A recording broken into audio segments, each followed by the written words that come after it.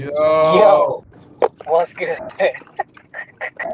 Multi, the Phoenix motherfucking warrior, driving in the motherfucking Phoenix mobile. Look, I'm gallivanting around the world. Hey, well, that's that. You gotta do it sometimes. It can't just be me gallivanting all the time, brother. Man, talk about I done gallivant around this whole city. Hey, Woo! man, I'm you tired. sound like you getting gigs, man. It's busy. It's busy season, man. Right, that's the thing. It ain't even busy season yet. That's the crazy part. That's the crazy part. But hey, that's cool. It's necessary season. And you actually talk about seasons. You know what season it really is? What? It's WrestleMania season, baby. It Yeah, is boy. WrestleMania season. Don't really feel like it, but it is though. It's starting to feel like it a little more to me now. Just a little bit. Just a little bit. The match card done filled up. So, it's like, okay, cool. We got some over fitness in the world. I So, mean, that's not the only thing I'm excited about for the whole damn 2 nights. Because that match is gonna go 7 minutes, but it's gonna be the greatest 7 minutes in Mania. it's gonna be the greatest 7 minutes of Mania history. It's Paul gonna be Heyman the said it greatest. best. That's gonna be the greatest 7 minutes of 2 nights of television. I guarantee it. You can Listen, mark my words that I said today at 10:45 p.m. Central Daylight Time. That's gonna be the best 7 minutes of the show. Paul E. Dangerous said that this is the most anticipated match. This is bigger than the Hogan and Andre the Giant. That's what he said. I don't think that's true, but I feel you though. It feels like that, and that's good. But I don't think that's accurate though. Because listen though, but look at the feel. Like even though Oba, he's not new, but he's new. You know, like he's still new. He's new to the main roster for sure. Yeah, but even overall, I think he'll good 2, maybe 3 years in the game. Like one NWA. Yeah, he's super so new. like, He just got into wrestling. Yeah, but he picked that shit up. Like the moment you saw him, he was a star. You knew he was a star. I mean, some niggas just got a natural affinity for shit, bro. Like shit that it take you niggas years to master. Other niggas can learn in 5 minutes because it's just what they make do. You know what I'm saying? I'm one of those people, by the way. I feel you, man. But yeah, no, Mania should be interesting, but bro. No WrestleMania in recent years will live up to WrestleMania 40. It just won't. Yeah, WrestleMania 40 was a lot on the line. The company was on the line, so to speak. Yeah. And it's like they're chasing that magic, and they're not gonna catch lightning in a bottle like that again because they're not aligning themselves to catch it. Like the Brock and Oba thing is like the closest thing they got to it. And it's still not enough to really. Nope. Not even. I'm more excited about Oba and Brock than I am Punk and Roman or Cody and Randy. They ruined Cody and Randy for me. I don't even give a fuck. They're two of my favorite wrestlers of all time. I don't give a fuck about their match because they put let's talk about that. Look, if you notice how I started the show, we did the I don't have a laptop, so I can't do the new Stop the Cap intro. But you see, I went right into putting it on the table, right? Yeah. So let's talk about that. Let's talk about it. Pat McAfee. Like, let's talk about that real quick. Well, so I didn't see Cody's promo about this shit and what he did, but like I didn't see like when it happened. I saw Punk's promo, and then like when they did the highlights and recaps for SmackDown, I saw them show what Cody said. Like TKO fucked up because they got them mad. They got the champion. The champions are pissed. Bro, I ain't gonna lie. Your boy, the ball fraud, sent them niggas out there to put them niggas straight. He's the ball fraud. Triple H sent them niggas out there. He sent his two homies, his two untouchable ass secret weapons, and Cody Rhodes and CM Punk. He sent them out there and say, "Hey man, tell them niggas about they fucking self and let them do shoot promos, nigga." Hell yeah, and I ain't mad at it either. He finally did something worth a damn in this year of wrestling. Finally. Thanks, Hunter. We appreciate it, nigga. Hell yeah. Because lower them goddamn ticket prices. I'm telling you, I got a busy weekend that weekend. Unfortunately, now this Bro, I is the felt craziest them weekend though. of my life. But I'm telling you, they lower them prices. I'm gonna throw this whole weekend away. Bro, if they listen, somebody put up a picture of WrestleMania 13 and how cheap the prices was on the Vince McMahon. Bro, you could literally get floor seats for like $100 and some, bro. So this is what I'm saying. If they lower the fucking ticket prices, it ain't even gotta be that low, because that was like a whole different era. The dollar was worth more, all that. But if they lower the prices to where it's reasonable to go, bro, nigga, I would even go. And I'm the least excited about WrestleMania out of anybody on the face of God's green earth right now. That's saying a lie. Literally, bro. Because niggas is like, oh, you should just go for the experience. I'm like, bro, why would I spend my life savings going to a show that I'm not going to enjoy just because I'm going to enjoy the pop in the building? No, fuck that. There's nothing for me to invest in here except over and fucking pop. I should be ecstatic that I got Jade and Rhea in a fucking main event for the title. I love Jade. I love Rhea. Guess what? They giving me no reason to give a fuck. There's no story between them. They've barely had interactions. They've only had minute interactions since she's been there. Suffice to say, because the topic episode, or the name of the episode is Pet Peeves and Favs. So I would gather that it's safe to say that one of your pet peeves is poor booking and poor storytelling, huh?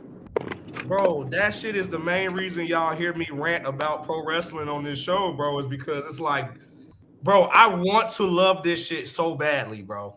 This shit is near and dear to my heart. That's why I'm so passionate about it. But when it's poor storytelling and piss poor booking, that shit drives me insane, because I'm not a fan like I was when I was a kid, where I didn't understand how this business works. So since I understand what goes on behind the scenes, and I have a better understanding of creative storytelling as a whole, from all the different avenues I've dealt with in that, and all the different things I'm a fan of, it's just like, bro, the main thing that makes it powerful is when you can make a connection with people with the story that you invest in them in. So I'll give you a great example to my point. WrestleMania 40. When Cody Rhodes finally won the Universal Championship, the WWE, they were still called the Universal title, but WWE Championship. When he finally won that, bro, Undisputed Championship. Bro, I literally fucking cried, bro. And these were tears of joy. I have never, on any wrestling show I've ever watched, I literally cried. Yes, bro. I literally cried. Tears of fucking joy, bro. Like, literally, I was so happy for this nigga because of all the bullshit that happened the previous year, which was bullshit. But it was all worth it for a whole nother year of that build-up. Like, as angry as I was when he lost to Roman at 39, it was okay because 40 made up for it. It was so... It couldn't have... the only way that shit could have been more perfect is if Stone Cold Steve Austin could have made it instead of The Undertaker. That's the only way it would have been better.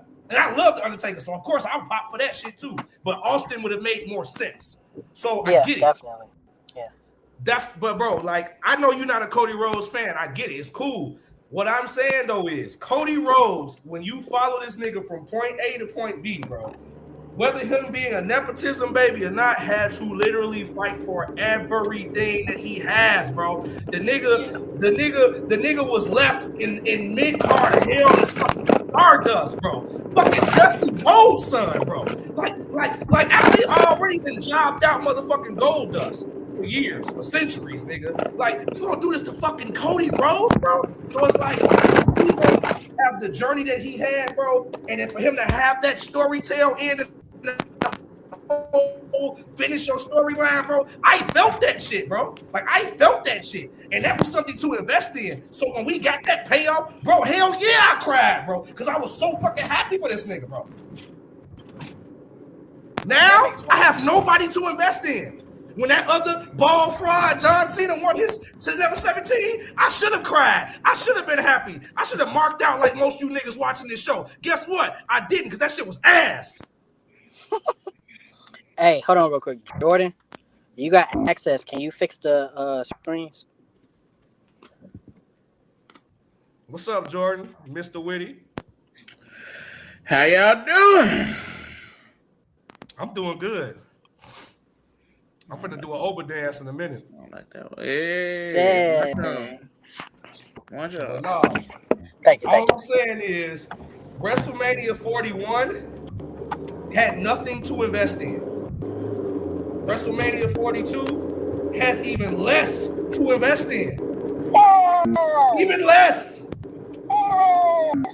Even less, bro. It is such, bro. No, most of this shit is thrown together, bro. Let's stop the cap. Let's stop the cap right now. Most of this shit is niggas is injured. Niggas wasn't cleared in time. Nigga, there's no direction. We have a match with fucking Seth Rollins and Gunther. What the fuck did them niggas trying to do with each other?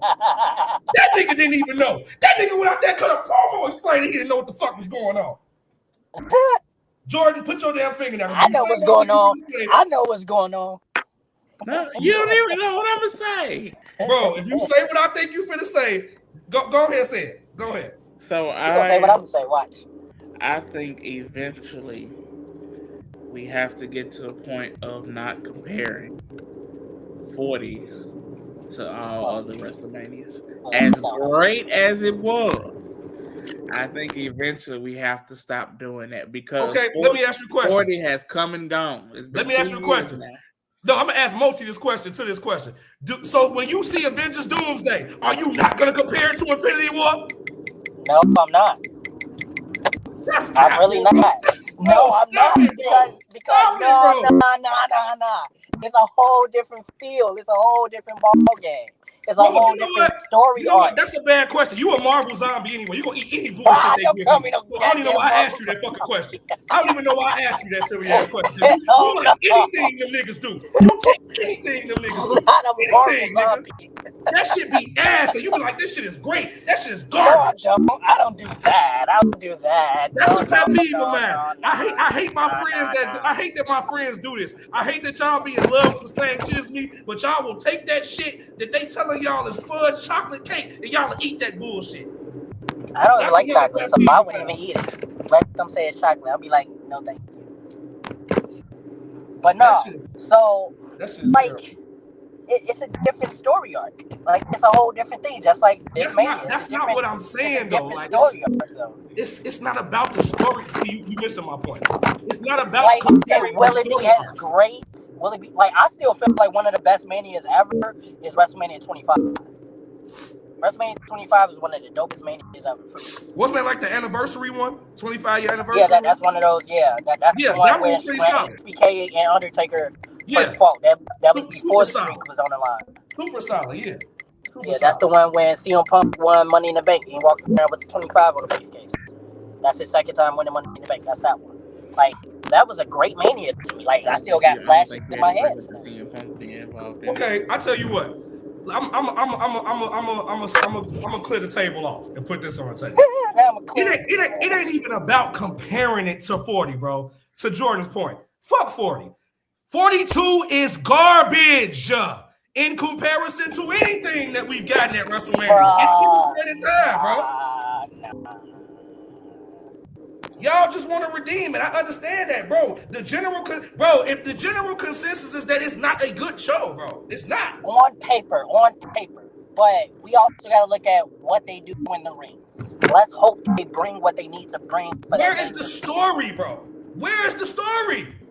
I mean, some of our best matches, some of our favorite matches don't have a story. There's a lot of Eddie Guerrero matches that are classics that don't have a story.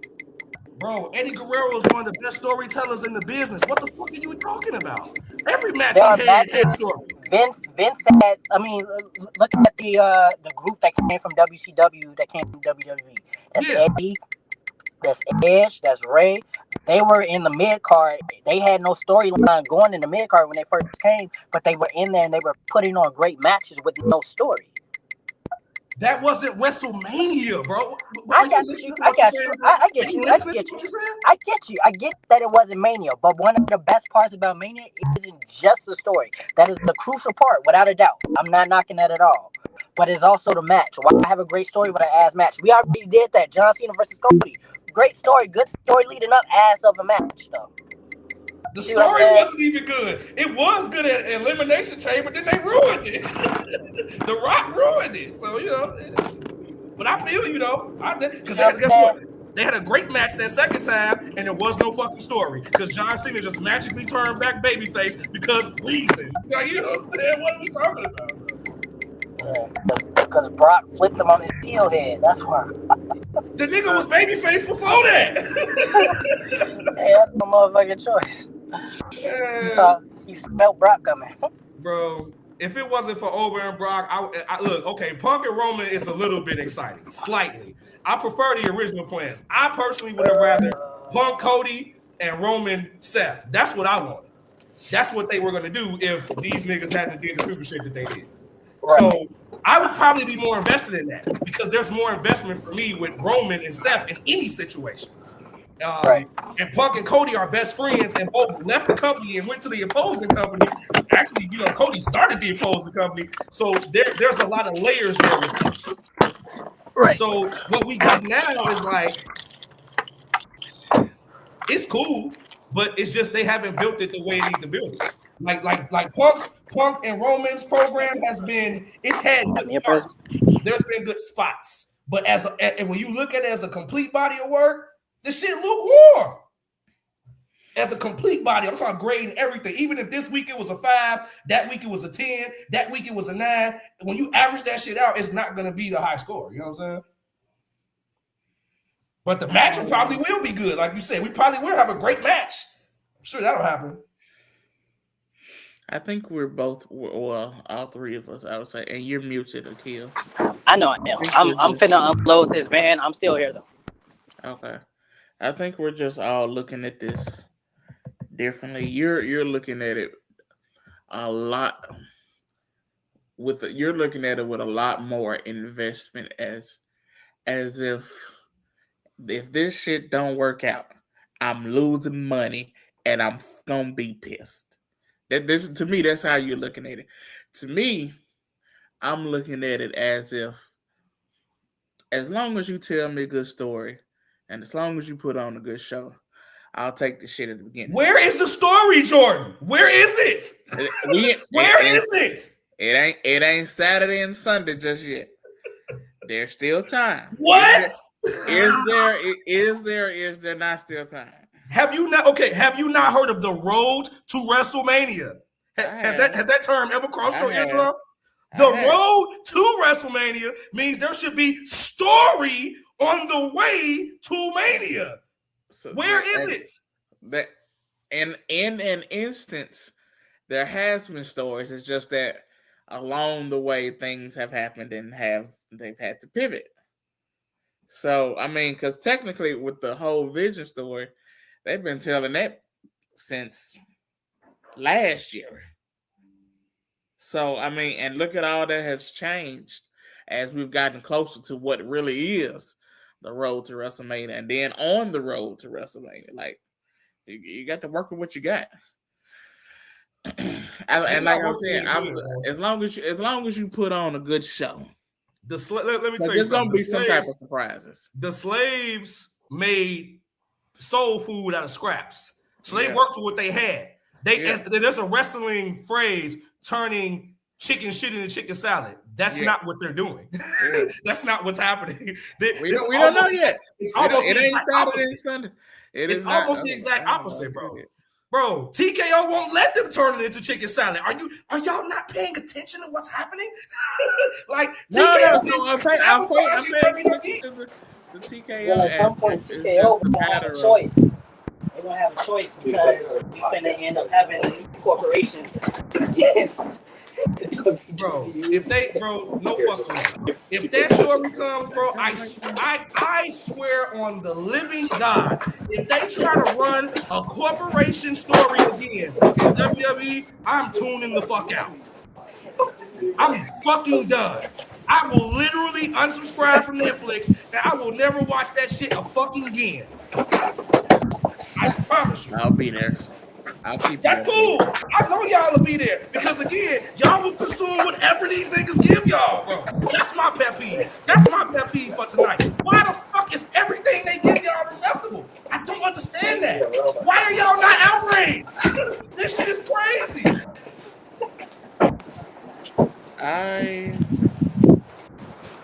I can't say that Not even outraged. Why are y'all not I'm not bothered by this outraged. shit? 'Cause You can't be outraged. I'll be outraged. Okay, so you Why gotta are look y'all at not bothered by this shit, bro? so look at it from the years of when the show was trash. We put up with that for years, and nothing ever really happened. But that's the They, thing. we're Y'all put up with it for years. I left. I couldn't even take it no more, bro. Well, that's Like fine. that's And why our so if viewers is different. anything, we're more committed to it than you are. So No, it we're has nothing able. to do with that. We're It has okay nothing to eating do with chicken that. shit. It has to We're do okay with eating y'all will chicken take shit anything. Y'all because are we zombies understand that consuming whatever eventually pound of flesh they the give chicken y'all, bro. shit is gonna be chicken salad. Y'all So are no, you didn't bro. come back This until shit we is already had chicken this shit is salad. McDonald's We human was being eating chicken burgers. shit and was Hey, and I'm a I ain't gonna say fan we of was Jeffrey happy, Dahmer. but we was This dealing with it.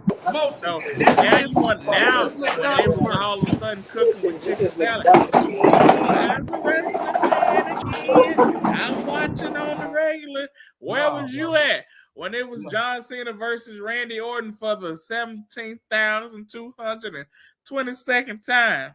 I wasn't watching then either. See, I wasn't but watching we then stuck either. around. We understood that trouble don't, No, as they say in the church, trouble don't last always. man. Shit, okay. Let me tell you what they say on 43rd and Cottage Grove. Nigga, fuck that. The church say that too. They just twist it. They just Cause make look, that word about it. bro, this is what you gotta understand. We call it rebuking. This is what you gotta understand. I'm gonna break it down to you like this. Because I have salute to JD from New York, one of my favorite wrestling podcasts. I actually got to meet him when he was at the House of Glory show here in Chicago because he do talk commentary there. Salute to bro. He has a very valid point with this. Bro, in reality, when people watch any type of media, pro wrestling included, it's supposed to be for us to escape. It's escapism. Anytime we pour into a medium like that, that's not the real world, quote unquote, we're using that to escape our real world day-to-day stuff that we have to carry and deal with every day. With that being said, that's why it's such a deep level investment for a lot of people, because that shit is almost a form of therapy for people, because this is when you have your relaxation time. This is when you have your excitement time. This is when you have your fun time. And you might be a workaholic and all you do is watch fucking wrestling for fun and go to wrestling shows for fun or whatever it is that you don't get anything out of each and every therapy session. You got this. You got to constantly keep going. I completely disagree with that. Therapy. I completely disagree with that. I feel like I got something out of it. I'm not gonna agree with that, because I personally feel like I've gotten something out of every therapy. No, stop the cap. I'm gonna stop the cap. I have gotten something out of every single one of my therapy sessions that I have ever been in since I started. So I'm not gonna agree with that. What I'm gonna tell you is there is supposed to be a continued connection, which is why the audience is going to shell out all of our money and invest it. You know how much money I spent, bro? You know how much fucking bread I've spent on Disney Marvel and Disney Star Wars before it started being trash? Do you know how many times I went to the movies to support these fucking people and their fucking brands just because their product was giving me an escape from what was going on in my life, nigga? So based off of that, that's why I have such a high expectation of them. Because, nigga, you want me to pay for this shit. This shit ain't free. You want me to pay for it. So why the fuck am I going to pay you for some shit? Oh, well, let's hope it gets better. Let's give it a chance. No, fuck that. It needs to be good from start to finish. Or at least mostly start to finish. You know what I'm saying? Of course shit is going to happen along the way. Of course you're going to have to pivot. But you can't pivot 80,000 times all the time, bro. That's just not, that doesn't make sense. So to your point that stuff is going to happen along the way, you have to also take into consideration that this is the only real show that is on every week, all week, year long. They're droughts in comparison to other people who have time to step away and plan this out a lot further in advance than people who don't have time to do that. A lot of this shit is on the fly. I'm going to counter that. This is my rebuttal to that. They have hired Hollywood writers for this show. Question: don't Hollywood writers work on movies all year round or TV shows all year round, even if those shows aren't actively airing? Aren't they in the creative process planning all year round? Nah, them niggas take breaks. No, they don't. They only take breaks when there's a strike. If there's no strike, them niggas is working. So I need you to understand, like, that's not an excuse. That's not a get out of jail free card for them either. Because yes, you're right. You have to plan weekly episodic television with no off season. I totally acknowledge that. There was a time where they were still having to do that, and they were cranking out a product that was so chef kiss that even on their off weeks, I still had no problem with tuning in. Even on the weeks where it was a little droughtish, I was still mostly invested. Like the whole Cody and Brock feud was fucking dry, and I was still invested in watching it because it was Brock fucking Lesnar and Cody Rhodes, just off their names alone. So when we get to a point where I'm not even willing to do that, when we have names like Randy Orton attached to it because y'all want to insert Pat McAfee, bro, there's no way, bro. There's no way you want me to buy into that. There's no way. I would have to be half fucking dumb to let them get away with that.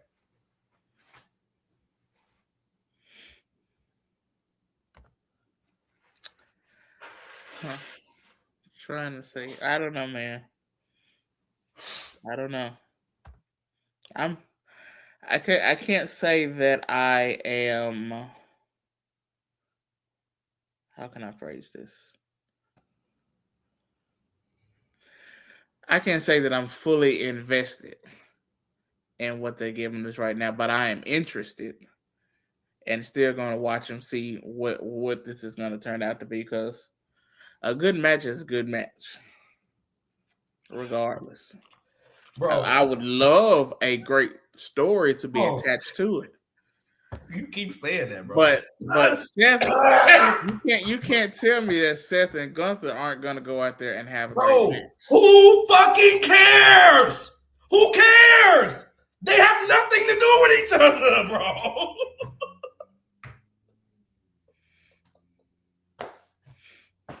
What are we doing? What are we doing? They have nothing to do with each other, bro. But they're telling the niggas have not even crossed paths this year. It's been 4 months into the year. We ain't seen them niggas cross paths once. They ain't even mentioned each other. Okay, and you just cool with it because it's gonna be a good match. You might as well go watch AEW. Did you watch Raw every week. This past Monday? Bro. You watch it in its entirety last Monday. Bro. This past Monday. This past Monday does not make up for shit. This is 2 weeks before Mania. I just asked the question. Bro, even Seth Rollins said he ain't got nothing to do with him, bro. He admitted it. This was a shoot promo. What are we talking about? Did you watch Raw in its entirety Monday? Jordan, I'm about 2 seconds from cussing you out. Yes, I watched the fucking show. Okay. Stop asking me. Don't ask me. You didn't answer the question. Bro, do not ask me again. I watched the entire show. And what I am telling you is they have nothing to do with each other.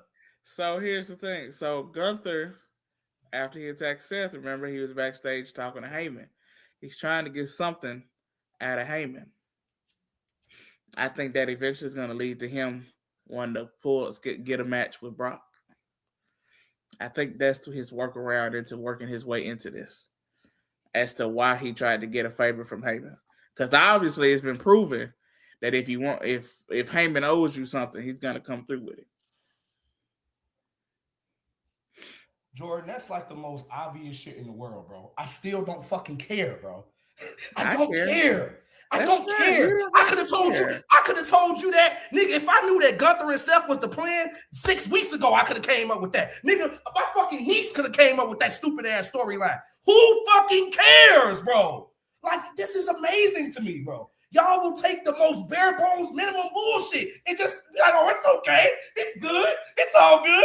Remember that episode of The Simpsons when that motherfucking pig went flying? The homie was like, it's a little slimy. It's still good. It's still good. No, the fuck it's not. It's not still good. Like, what the fuck is wrong with y'all? Like, what? No. Stop the cap. That is trash. I don't give a fuck about Gunther and Brock. Who cares? We already knew he was going to retire Brock Lesnar. We've been knowing that shit for 6 months.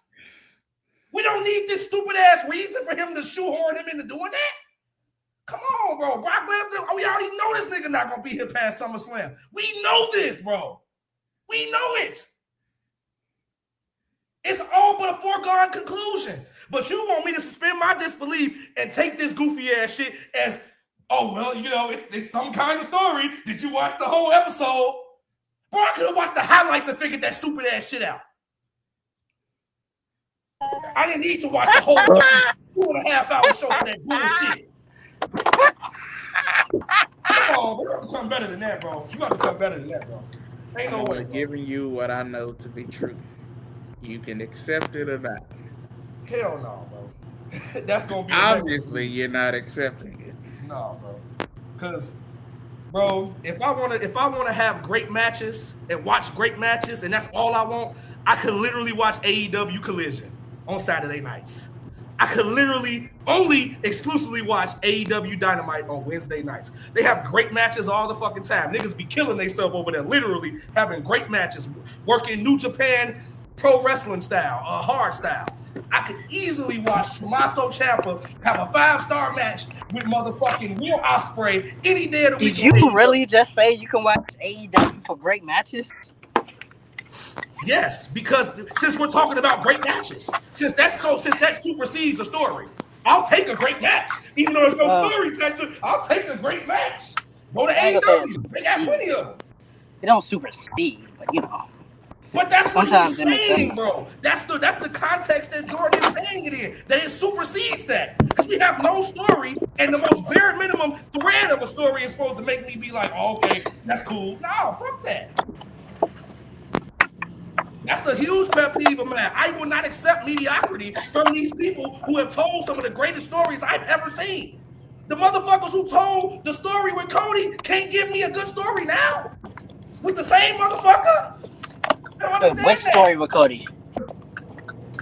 First one or the second one? Well, I'm not going to do this with you, bro. I'm not going to do this with you either. So, all I'm saying is, it's, you know what, bro? It's just like the same thing I say about all these other things that people just be like consuming the pound of flesh, bro. That's cool. I'm not going to never be able to stop y'all from doing that, nor will I try. What I will tell you, though, is you ain't going to convince me of that bullshit. I'm going to stop the cap every time. I'm going to lay it on the table, put it on the table every time. All right, here's my thing, if I may step on the soapbox for a hot second. My thing is this.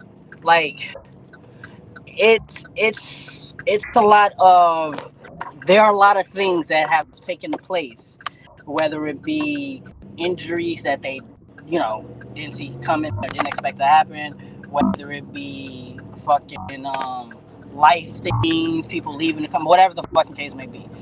My thing is, I'm the type of person, always have been, who will, I'm gonna work with what I got. So if they able to do something, like, I'm not saying the way that they use what they got is always 100%, is always like what it needs to be. Not saying that at all, because ain't no way in hell that Melo should not have been on the Mania card. No way in hell at all. I'm not forgiving that, but it's like we can be in uproar about it as much as we can, but hope that they pay it off to him sooner rather than later, you know, with an amazing spot, maybe next year's Mania, whatever the case may be. LA Knight still ain't getting his title shot, which I'm okay with, but I get why people feel like he should have had his one-on-one title shot and maybe even a run. Like, I get why people say it. It don't matter if I like it or not. I understand it. I just think it's fucking stupid because I hate him. But other than that, like, they working with what they got for some of the cases, some of the instances, and some things are actually working more so than I thought. I didn't think I'd be as interested in Liv and Stephanie as I am now. I mean, it's not like a whole Trish Lita thing. No, of course not.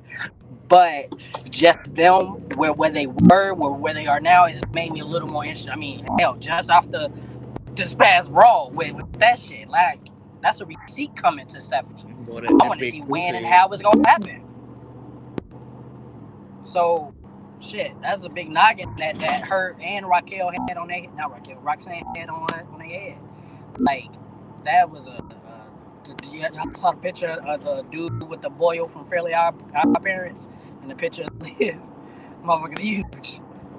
Like, it's certain little things where it's like, all right, well, Mania's happened. I'm gonna watch it and hope that my thing that is made up in the matches. Like, some stories are good, some stories are trash, some stories shouldn't even get a fucking story. Some things don't even need to happen. Like, example, I was okay. Like, aside from the Melo losing thing, I was okay with Trick versus Sami Zayn at Mania. Saw that coming, 1,000 miles away. I was okay with that happening. Now it's for the title. I am not okay with it happening because it didn't need to be for the title. It was a waste. There's another spot that could have been had for Melo, for whoever else. Like, I get why they got the Bellas in there, the Mania and whatever. Cool, whatever. It's go pander to certain people in different demographics. They also going for that angle as well. Having the different is what, seven black people, 5 to 7 African American people that's gonna be on the Mania card. I think this year. Quite a few. It's gonna be what the fucking the ladder match is predominantly Hispanic. Like, you got Dom represented with the AAA title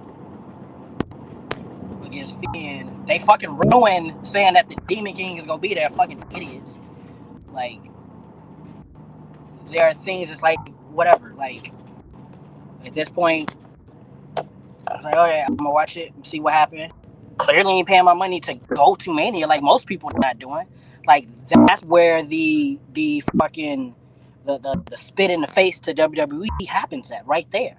Mm-hmm. There in and of itself. That's where Scythe gets his receipt in WWE right there. Because motherfuckers ain't going to the show because the show is not as climactic as it could be. It's not. Nowhere near. At all. Preach. But there are, like, and there's certain things that is getting ruined. Certain things that's fine is getting ruined. I mentioned the Melo Sammy thing is ruined because the title's in it, which is crazy. Who would think that a title in a match would ruin the match? Well, now we see it, and it does. Like, Randy and Cody, fucking was that match in and of itself is like, damn, okay, yes. That match right there, match we've been wanting to see. That match is years in the making since Cody came back. That was the first match everybody wanted to see happen. Now what happens? Now it's for the title. You throw Pat McAfee in there. You done messed it up. You done tainted the match. You know what makes it worse?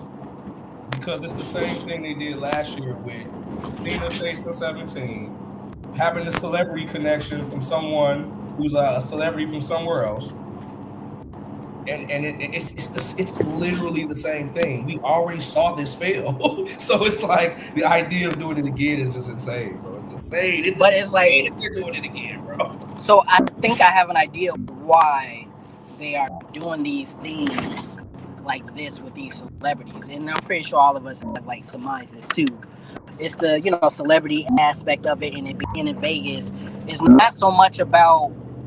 It's less about the fans, because they're not too concerned about making money from the fans at the arena. So I mean, they raise prices, sure, or whatever, so it could be more, but it's about sponsorship, it's about deals, it's about certain things that they can also get by having certain people in certain spots.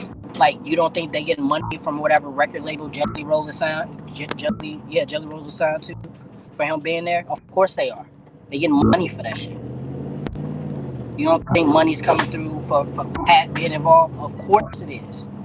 Pat is there because his agent is the boss. That's why he's there. It has nothing to do with him making money, Moti. No, not him making money. His boss put him in the spot. Money. His boss put him in that spot. You still got to make some type of payment. You still got to make some type of deal. You still got to make that happen. But he got to be lucrative to WWE as well. No, I know that for sure. But I'm saying even still, money is being made for WWE. Money's being made for TKO. It's like the never-ending cycle of just money. It's just going. Like the recycle symbol, but money. That's what's happening there. And I get that. I don't like that. I think it's fucking stupid. But if I'm in that position, if I'm Pat McAfee, I want to make my money too. Being at that shit, put me on Randy's side. I don't give a fuck. Put me on Cody's side. I don't give a shit. Put me there. Cool. I'm gonna make my money, and I'm gonna go down in history being on this WrestleMania card, involved in this match somehow. You see what I'm saying? Well, let me ask you, why do you think he turned it down initially then before they made him do it? Because the reports are that he initially turned it down when this idea came up and created. Why do you think he would turn that down based off what you just said? I think because they're going to give him like an actual run as a superstar. They're going to give him an in-ring, but no, and like an actual run, not like a couple matches one off or whatever. Like he's going to be an active superstar. Still probably part-time, of course, but more so like being able to cut promos, being able to like rub shoulders and elbows against people like people like Cody. Is that something you want to see? One of my favorite NXT. This is during the time frame when you were away from WWE. So one of my favorite Pat McAfee match. One of my favorite matches in NXT was Adam Cole against Pat McAfee. That fucking match was amazing. Are you saying his name wrong on purpose? Who, me? Yeah. What's his name? McAfee? Yeah. I don't fucking like saying that shit. Sound like I feel like I'm saying macaroni, and I like that. Call him McAfee, so I'm cool with it. I'm just keep with Pat McAfee. I like that. That was dope. I was just trying to get clarification. I mean, it don't fucking matter. See, but Pat McAfee, bro, you know, I didn't catch that until the next day. The next day when I watched this shit again, and I was listening to it, I was like, wait, did this motherfucker gonna say McAfee? I was like, oh, he snapped. That's exactly what he said, bro. They didn't know he was gonna say that shit at all. He cooked. Hey, they let him cook. I was cool with that. That part of the show was good. Shit. Of course, because he, like he said, I think. Wait, let me keep what I'm saying first, then let me get into that. So, the whole thing with fucking Pat McAfee, like his match with Adam Cole was fucking amazing. I wish we still had the WWE Network because it would be so much easier to find that shit. But I guess you can watch it on YouTube or whatever. But that match, fucking amazing. That was his first match in WWE. And that's better than all his other matches. But it's also about who he was in the ring with. All the other matches he had is like little bulky motherfuckers. Like, like Pat and Cody, I think that'd be a good match. I think that'd be a really good match. I don't want to see that match. If he's able to bring it, if he's putting in the work to be in the ring, then yeah, that would be a really good match. Amazing. I'm gonna be honest. I'd rather see that than fucking Cody versus Travis Scott. I mean, true, but with Travis done. Travis cooked himself anyway, so that's over. Oh yeah, of course. But I'm just saying, like fantasy booking, I'd rather see that versus Travis Scott. But just to my point, what I was gonna say to piggyback on what you're saying.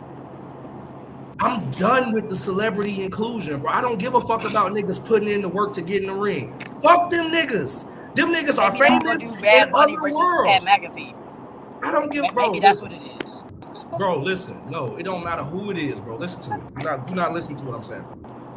Travis Scott, Jelly Roll, the nigga who's the best at the shit, fucking Bad Bunny, Logan Paul. I don't give a fuck. This world doesn't need them.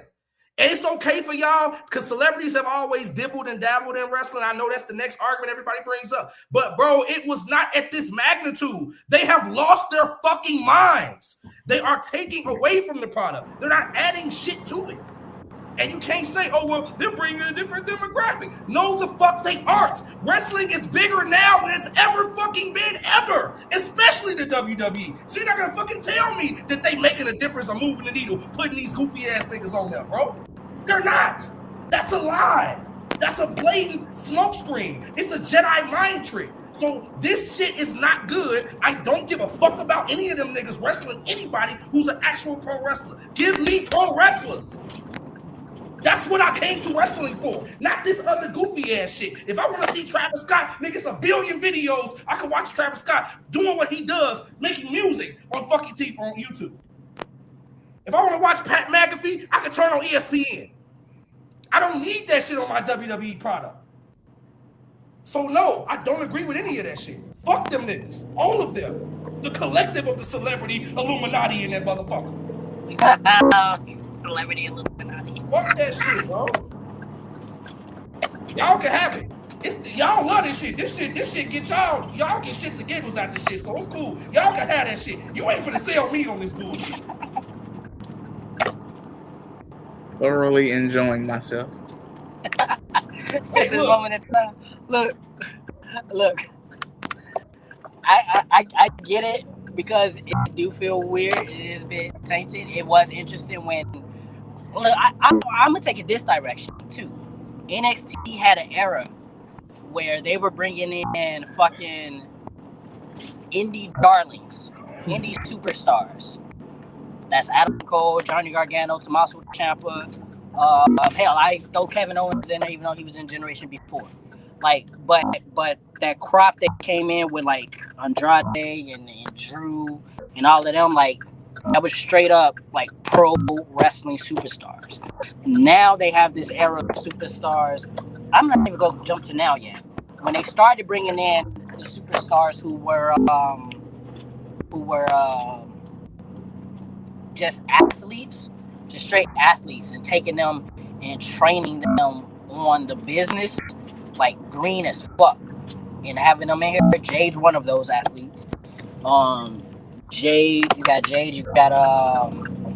fucking what's her name? Lash Legend. I don't know what's his name, black people, but I forget who the white ones are. But Thea Hill, you got all of them who straight up were not WWE like or wrestling bred. They were WWE made.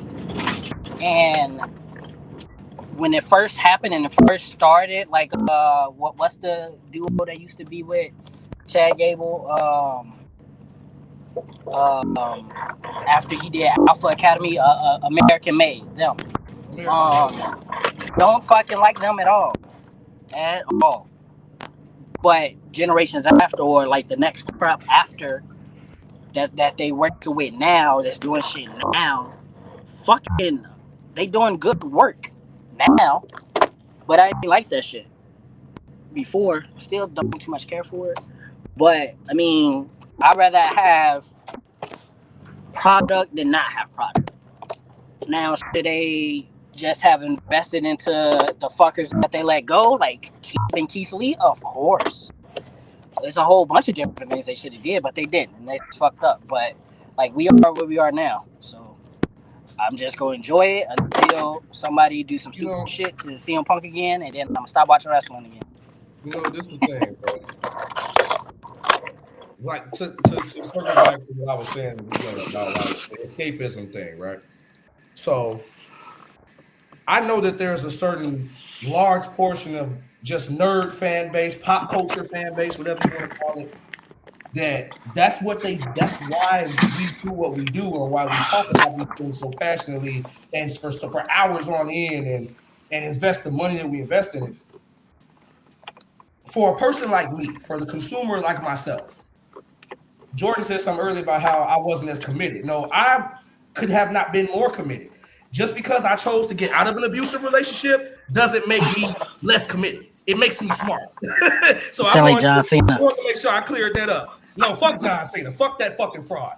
But what I'm saying is me staying in a bad situation because you're waiting for it to get better eventually. The whole time, but that's exactly what he sounded like. Bro, listen to me, bro. Y'all, this is deflection. What y'all doing? I'm glad y'all laughing and think this shit funny, but I'm being so serious right now. This is deflection. That's what you're doing. So what I'm telling you is, because I chose to get away from something that I used to love, that was literally driving me fucking mad every week, watching how fucking terrible it was, you're not going to tell me I was less committed. Because no, I was smart to get the fuck away from that. And you know what I ended up doing? I ended up jumping into one of my other passions, which was comic books. and comic book media. And that's when that shit was still good. And then they fucking ruined it. It used to be good, like how Multi's sitting in the dark like Iron Man's helmet. That's when that shit was good. Now that shit is fucking garbage. It's some of the worst shit walking God's green earth. And I am forced to live in a world where that shit is trash. And I refuse to accept that. So that's why I get so mad about this wrestling shit, because I pivoted back to wrestling. Once I saw what good things were going on and the good things that were cooking up, and maybe those things have been going on for a while. But once it started making so much noise, I couldn't help but hear it when I wasn't even checking for the shit no more. That's when I tapped back in, and I've been locked back in ever since then. It's been 4 fucking years straight of me watching this shit week in and week out, dedicated, watching this shit, reviewing this shit, talking about this shit, just for it to be ass now. So I'm right back at square one.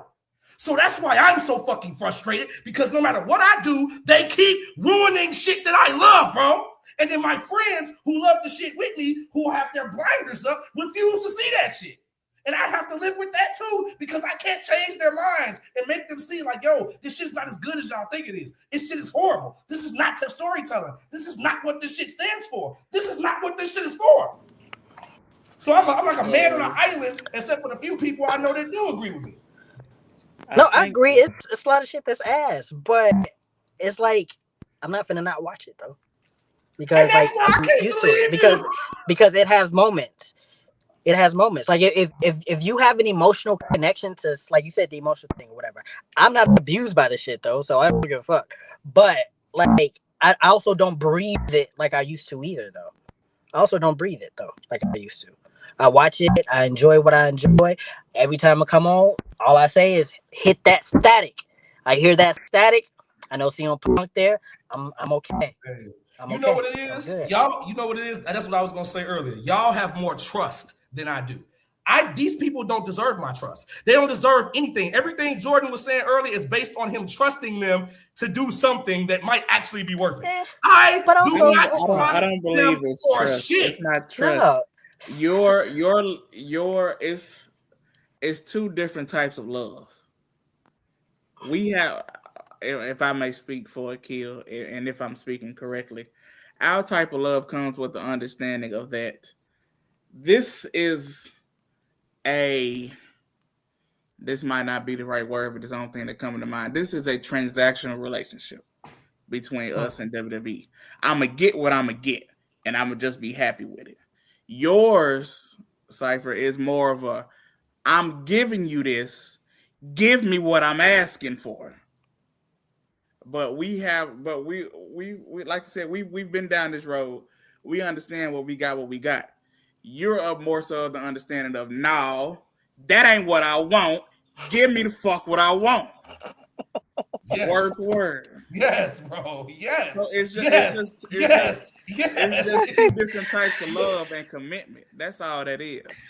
You're wanting more. You're wanting the person on the other end of this relationship to do what they said they was gonna do, and if they said they were gonna give you 50%, give me my 50. I'm giving you my 50.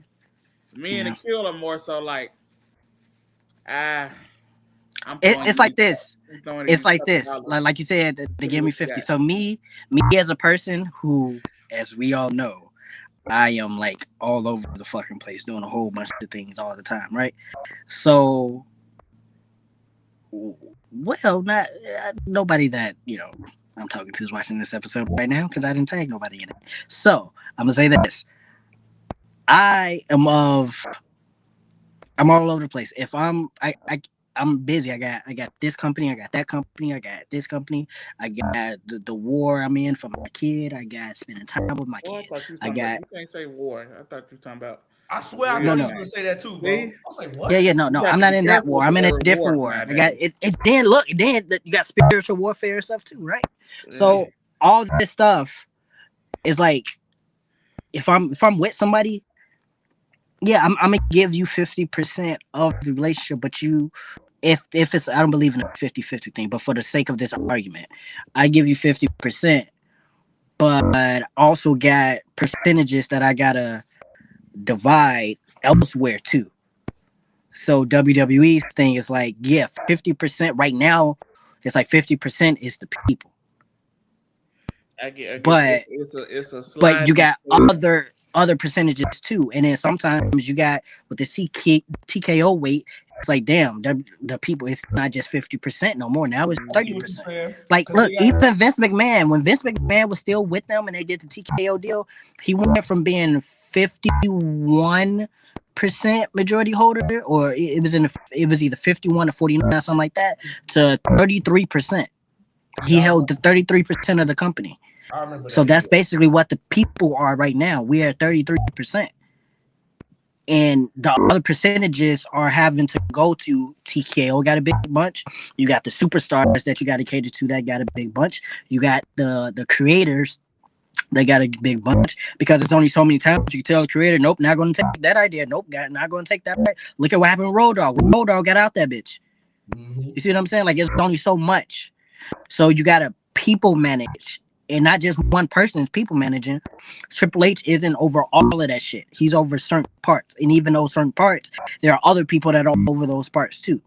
TKO, Ari, whatever the fuck his name is. Ari, not Davari. He's not over. Yeah, I just want to say Davari. He's not. Like, you know that nigga name. He's not just dealing with WWE shit. He looking at the standpoint of just, okay, I'm a business. I got UFC. I got WWE. I got this other shit too. Let's look at how much money my company is making. Let's see, these numbers aren't adding up here, Okay, how can we get this here, get this here? And then it's the other aspect too, because of their partnership with ESPN, which is what really hurt them, is now they got to cater to ESPN because they care about them fucking letter grades, like they in fucking school again. And it's just a psychological thing. That's all that is. It's just psychological. I'm not heavy into all the sports, I'll say, because wrestling is a sport. Wrestling's a sport. It's still a sport. Absolutely. It's absolutely a sport. Fucking ice skating is a sport. You see what I'm saying? Like, that's the shit I'm into. Wrestling, ice skating, fucking the Winter Olympics, all that. Those are all sports. But I'm not heavy into sports to the point where, like, correct me if I'm wrong, I've never seen ESPN grade a fucking basketball game. I haven't seen them grade one. I just seen fucking Stephen A. when they would do their reviews and shit. Him and Charles Barkley and them. Not just that, but that was the whole thing. ESPN gave WrestlePalooza a C+. It was well deserved. Right, you're right. They gave it a letter. That's what I'm saying. From the review. I've never seen them do that to the fucking Game 7 series. I don't. Like you said, I don't keep up with any other sport other than wrestling and football. But I speak to that though. I don't think so either. I don't think I've seen that either though. To be honest. I'm gonna switch you over here because the number's high on your face. Okay, there we go. But yeah, like that's bizarre to me. When it first happened, I was like, okay, what the fuck are we going with this? So like now they're trying to. Before the only approval that was sought after, and it's different. It's a different era too, and not like what Triple H in a different era. It's a different era in the sense of they have to answer to people now. Too many masters. So that's what we got to take in consideration too. We don't have to take it in consideration, but we kind of do got to think about it though. Because before, with Vince just did whatever the fuck he wanted. Vince only had to answer to Vince. But even though Vince only answered to Vince, he also answered to the people. Vince listened to the people. For all his shitting on people, he listened to people too. And he kept them prices low. Yeah, he cared about families. Because he wanted it to be an experience. It wasn't as much as he made. And I think that's one of those things where like it came back to bite him. Like, I'm going to say two things here. One, came back to bite him because he gave this persona like he's about money. I smell money. Like he all about it, right? So now people want to outdo him in making money in WWE. Ooh. Do you think he became like most wrestlers do and lived his gimmick? Yeah, I believe so. I think he forgot his own. I don't actually. No, I take that back. He didn't live his gimmick. He allowed his true self to show through his gimmick. Like, bro, the best gimmicks to me aren't gimmicks. They're turned up versions of who those people of yourself. Of themselves. That's what it was with Vince. That's what it was with Shane. Stone Cold. Stone Cold too. Yeah. You know what I'm saying? A lot of niggas. Hell, Cena, even y'all ball fraud friend Cena. This motherfucker was about to get fired. His ass was about to be out the door till he started rapping in the back of that damn tour bus. Exactly. Hey, can you do that on the show? Right. One of the greatest rappers alive. One of the top 5 white wrestlers in the world, John Cena. He actually is a good rapper. I'm not gonna lie. He's actually not bad. I was gonna leave that because it's true. I still listen to his motherfucking album. Yeah, I be having Bad Man be playing in my head like it ain't nobody business. I'ma just say, motherfucking Bumpy Knuckles in this bitch. Don't have me say Bumpy Knuckles verse on this bitch. But I digress. Like, the second thing I want to say is Punk made the statement. Vince McMahon is a millionaire who should be a billionaire. Part of the reason why Vince McMahon did not become a billionaire was because of how he did his ticket sales, because of how he did the merch, because of how he did certain things. Become a billionaire though. After he became a billionaire, after he started making these deals and sales and stuff. No, it was beforehand. No, I doubt it. I'm about to go. Because they used to call Stephanie the $1 billion princess. They just called her that to call her that. That was just a gimmick. I think that nigga was a billionaire. I'm about to look it up. Google about to tell us. Yeah. They called her a billionaire before Punk even did that pipe bomb. They called her the $1 billion before that. They've been calling her that for years. But Punk made the statement. That's why the $1 million man did not have $1 million. Hold on. He was officially recognized as a billionaire by Forbes in 2001. Yeah. That nigga was already a billionaire.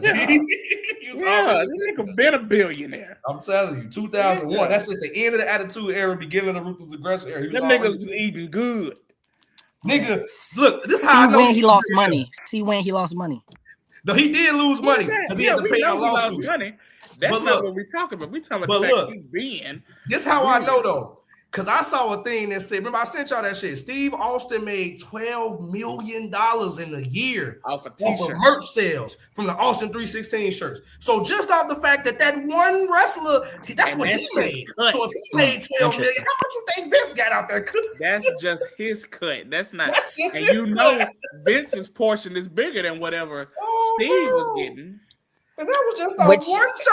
That was one shirt, bro. Yeah, I guess. In 1 year. In 1 year, right? They still buying them shirts to this day. He don't even own the company. I'm looking for one. Oh shit! Well, you got me there. Original one. Oh man, bro, good times, bro. I wish we could go back in time, but I know we can't, so it's okay. That's what you. I mean, we could with the fucking WWE network. Let's go overseas. You know what I really kind of miss is when back in the day when YouTube first came out and people were uploading wrestling old wrestling fights on there.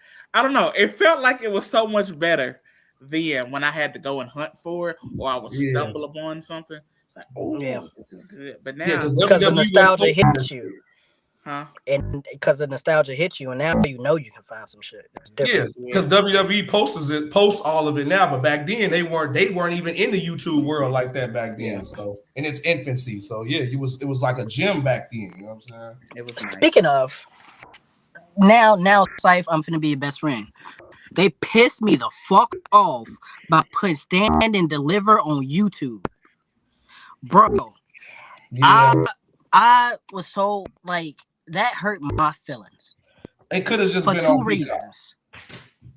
Because one, why in the blue hell, scratch that.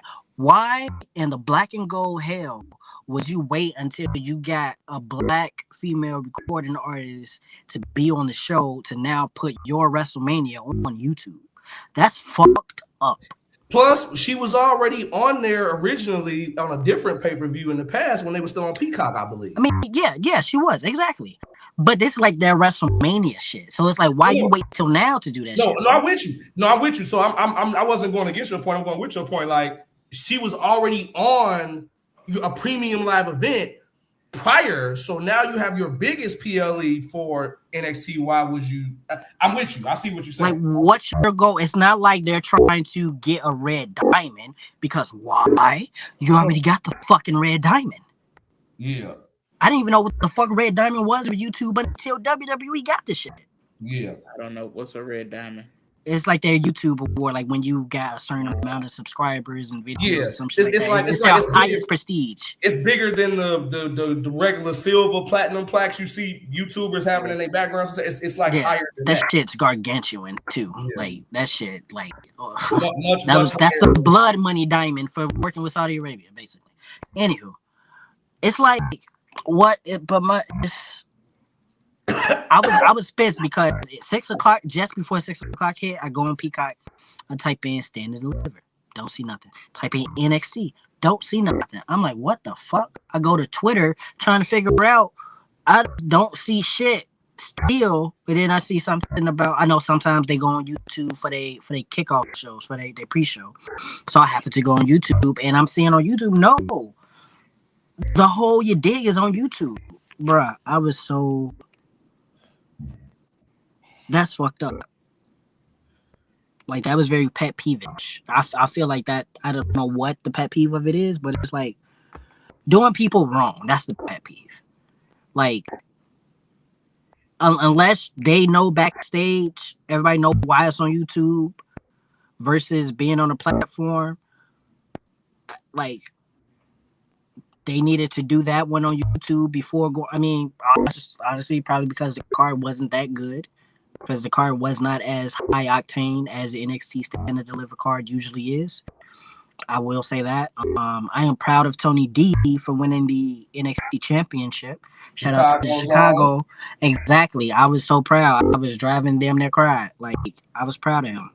The first ever Grand Slam champion in NXT. Which is crazy. Because I could have sworn Johnny Gargano was a Grand Slam champion. But I could be wrong. I think WWE be having revisionist histories of their Grand Slam champions, but that's a whole nother story. Yeah. Because there's been a few times they kind of like fumbled that, and it was like, no, there was a... Yeah, I think Adam Cole is a Grand Slam champion too. Yeah, I think they're revising history because, yeah, they do that sometimes. They be trying to reboot it. Like when The Miz got ate by zombies, but somehow it's still here. So yeah, they just rebooted the series. I was it's not canon anymore. Well, it's a new season when they rebooted it. So. Yeah. He didn't get eaten by zombies. That's like when Rey Mysterio got his eye popped out by Seth, and then it was magically back. You know, same shit. Dragon Ball GT. Yeah, basically, it's Dragon Ball GT. That's what that era was. GT was so good, man. So good. But like, yeah, I don't know. I digress. All right, let's go on a happy note. Let's talk about favorites. What are some of our favorite things? Not just in WWE, but in just things, period. Just in general. Money. Yeah. Well, look, money, yeah, for sure. Yeah. But this is the other thing. One of my favorite things isn't just having money, but being able to spend my money on things that make my life more comfortable. So I love being able to spend my money on things that make sense for me. That's why I've invested so much into my passions, whether it was music, because I'm pursuing that, or it's, anything else, whether it was wrestling, whether it was the comic book shit. There's a lot of different passions that I've had over the years. But it's like, I feel like my favorite thing is being able to really like immerse myself in them to where I learn as much about them as I can. I become like this this very wise, almost like sensei in these categories of things that I love, so that when people come and they want to know about it, I can have very like illustrious, good conversations with them about it, because it's like, yo, I'm like the internet, nigga. Like anything you want to know, I probably know. You know what I'm saying? And that's how it was for a long time. And that's why it's so hurtful that it don't feel like that no more, because I feel alienated from everything and disconnected from everything, which is not one of my favorite things. But that is my favorite thing, being able to have money, yeah, and spend it on things that enhance my life, because I feel like for so long, I worked, bust my ass, grind, hustle, whether it was legal or illegal, to make money just to survive. Like, I remember vividly when I first got on my own, got my first apartment and everything, finally living in independence after years of trying to get to that point. Couch surfing, roommate, and all that shit. Finally know what it's like to have my own keys, my own space, got my first crib as a condo. Bro, I'm talking about every check for months, probably even years for the most part. Maybe like the first year, maybe. I was just paying bills, bro. I'm talking about paying everything on time because I didn't want to lose nothing. I didn't want to risk nothing. And I wasn't doing shit for myself. I would wait 2 weeks, bust my ass, get my money, and just blow it all in 5 seconds on bills. And I might have enough money left to buy me some weed and some snacks or some food or some shit. And it's over. I got enough money to make sure I got gas or a bus fare to get to work for 2 more weeks. And it's over. And for the longest time, that was my reality. And I said, no, this has to change. I need to get something out of this. I do need to be responsible. I need to take care of my bills and be an adult. But I'm not born to just pay bills and die, bro. Work, pay bills and die. And I think a lot of people fall into that cycle. So I know that was a rabbit hole I just went down, but I'm just saying my favorite thing to do with my money is to enhance my life and make it better because I'm already going to be responsible and pay bills and do all that shit. But it can't just be all work. I got a buddy right now that's in Hawaii. You know, traveling is another one of my favorite things. He's in Hawaii right now for one of his friends' wedding to be his best man. He didn't even want to go. He was going to go because of the purpose, but he didn't really want to go because he doesn't like traveling unless it's for work. And I say, bro, you're out of your fucking mind. Like, you're out of your mind. Like I get it, but that's something you have to unlearn because if you don't enjoy life, it ends very quickly, bro. Niggas think they got time and time and time. You don't know that. That's not necessarily true. You ain't promised the next 30 seconds, let alone 30 days or 30 months or 30 years to be able to have this opportunity. So, nigga, you're about to go to paradise. Go to paradise and enjoy that shit. Because guess what? Cypher Sink is going to go to paradise and enjoy it. Every time I was ever on the island, I had a good motherfucking time, nigga. A great fucking time. And it was some of the most happiest times I had ever been since I've been alive, brother. What do you count? I survived the next 30 seconds. Woo! Well, luckily you did, motherfucker, but it didn't have to. I'm glad you did, but it didn't have to play out that way, is what I'm telling you. Look, as soon as you said share, like, hold on, let me fucking count right now, just in case. Look, because if this motherfucker right, we saw it. He did it. Look, you did it. But all I'm saying is another one of my favorite things is traveling. That's something else I invest my money in doing. That's another passion of mine. Because when you go different places, you have different experiences. So I was telling him to go to paradise in Hawaii because I said, bro, you've never been to an island before. I've been to an island, not Hawaii, but I've been to Puerto Rico. But it's the same concept. When you fly to an island, Jamaica, Puerto Rico, Hawaii, and it's when you from the hood, when you're from a metropolitan city. Oh, I get you. Bro, it's not the same, bro. The air ain't the same, bro. Like it changed my life, bro, having that experience. So that's why I encourage niggas to travel outside of what you know, bro. Like, go to other places, bro, especially places like that, bro. Go there. Now, you might want to pick a good time because depending on what country you're trying to go to, it might be a little dangerous right now. But all I'm saying is don't be a bitch about it, bro. Go out here and travel, bro. Go have a different perspective somewhere else, bro. And I promise you, even when you get back to where you from, you're going to appreciate that shit, bro. So those are some of my favorite things. Money, yeah. Spending it on the shit that makes me happy, like traveling and all the other shit. You say we go all around the world. Right, but gallivanting the world, bro. We gallivanting the world, bro. That's what we doing. We outside. Jordan, what's some of your favorite things? Oh, just watching Cypher be on his soapbox brings me. Hey, that'd be funny as hell. I'd be enjoying the hell out of that. That's one of the favorite segments we got. I know. It's because of the passion you speak with. That's why. That's why I got him quite heated today. Look, this is what happens, bro. It happens. I still love you, brother. It's all good. Go ahead, Jordan. I had to tell myself at some point. I was like, hold on, is this nigga really coming? Oh no, he just doing his angry cipher. Yeah. That's all. This is what y'all should be used to this at this point. I'm very performative when I'm angry, bro. Very. Boy, let me tell you. Look, it's still a podcast, Jordan. We gotta still make content, man. Have y'all right? We make content, we still got a show to do. Let me tell you, if you the pivot into acting, there'll be an Oscar waiting on you. Hey, look, when if Moti have his way, we gonna get an Emmy, nigga. Just like Triple H and them got an Emmy for Unreal. So if he have his way, we getting an Emmy. They got an Emmy for Unreal? Yes. Or they got nominated for one anyway. No, they got nominated. They got nominated. Yeah. Okay. The nomination still was crazy, so they got nominated for an Emmy. Shit. I don't think I knew that. Okay, that's yeah. Cool. Yep. For Unreal on Netflix. What are my favorite things, man? Yeah, or just some of your favorite things. You know, anything that you would consider your favorite thing. Man, wrestling. Back when I could afford to go to a show. I remember I went to an NXT show, sat second row for $300. Wait, NXT ain't still cheap? I thought those seats were still cheap. I don't know. They haven't been. That was a couple years ago. So they haven't been in my area since then. True. But, yeah, they don't travel as much anymore, do they? Like that. Yeah. So I don't know. That was good. I just assumed that since everybody else prices went up there, it might have gone up too. It's possible. Let me see what else.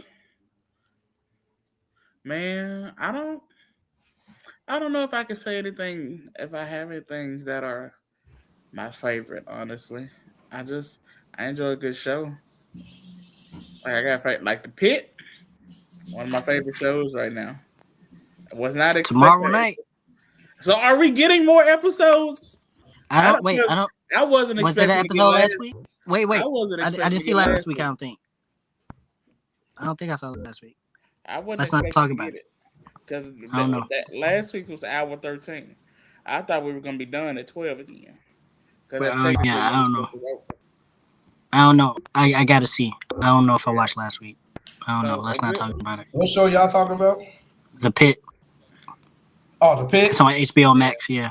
You know, I heard of it. I haven't watched it, but I know what you're talking about. Because I canceled my Max some time ago. I used to. Bro. I was a big HBO Max guy. Canceled it. It's over. I was about to cancel my shit too, and then I stumbled upon The Pit. I was like, "Oh, fuck! This is crazy good." I love it. And then the second season hit in January, right after I just watched the first season for the first time. I'm like, "Fuck! Now I got to keep it." And then now, Euphoria's coming out. Fuck! I still have never watched Euphoria, bro. Dang. Never watched it. It's so amazing. It's so amazing. I used the song "All of Us." I used that in the play. So good. I mixed it together. How did you fly? Did you go flying Sunday? Yeah, I went flying. We broke a sword too. You broke a what? Broke a sword. One of the swords broke.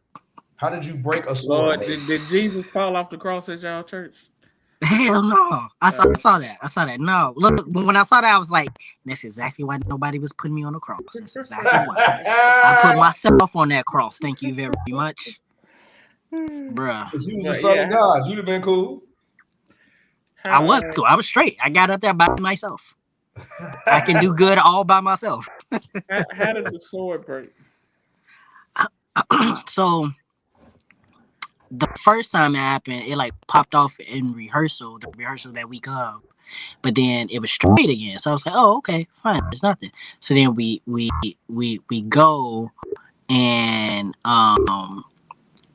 one of my friends, Tatiana, who actually went to my college as well. She's the next generation of greatness to come out of there.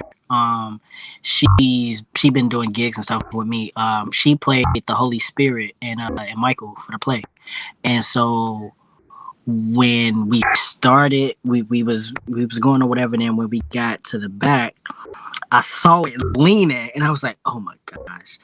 And when the sword was leaning, I just like switched with her and grabbed the one she had, and I just held it, and then we just kept going, whatever. I don't know. It's snapped, but it's broken. Like it's just the light. It's a lightsaber, but it's out of there, and I'm just like whatever.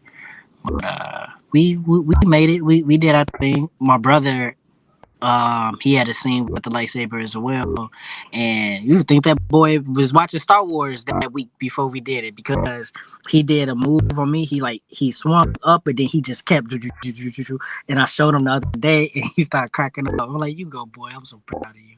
But he was doing the Obi-Wan and Anakin saber yeah, scene. basically he did it too. I was like, that saber work is so good. Well, it's like the greatest sword, like lightsaber battle in Star Wars history, brother. Bruh, it definitely is for sure. But I gotta I gotta figure out a way because it's too much stuff on my phone, so I can't upload the video like that. I gotta figure out a way to like upload it somewhere.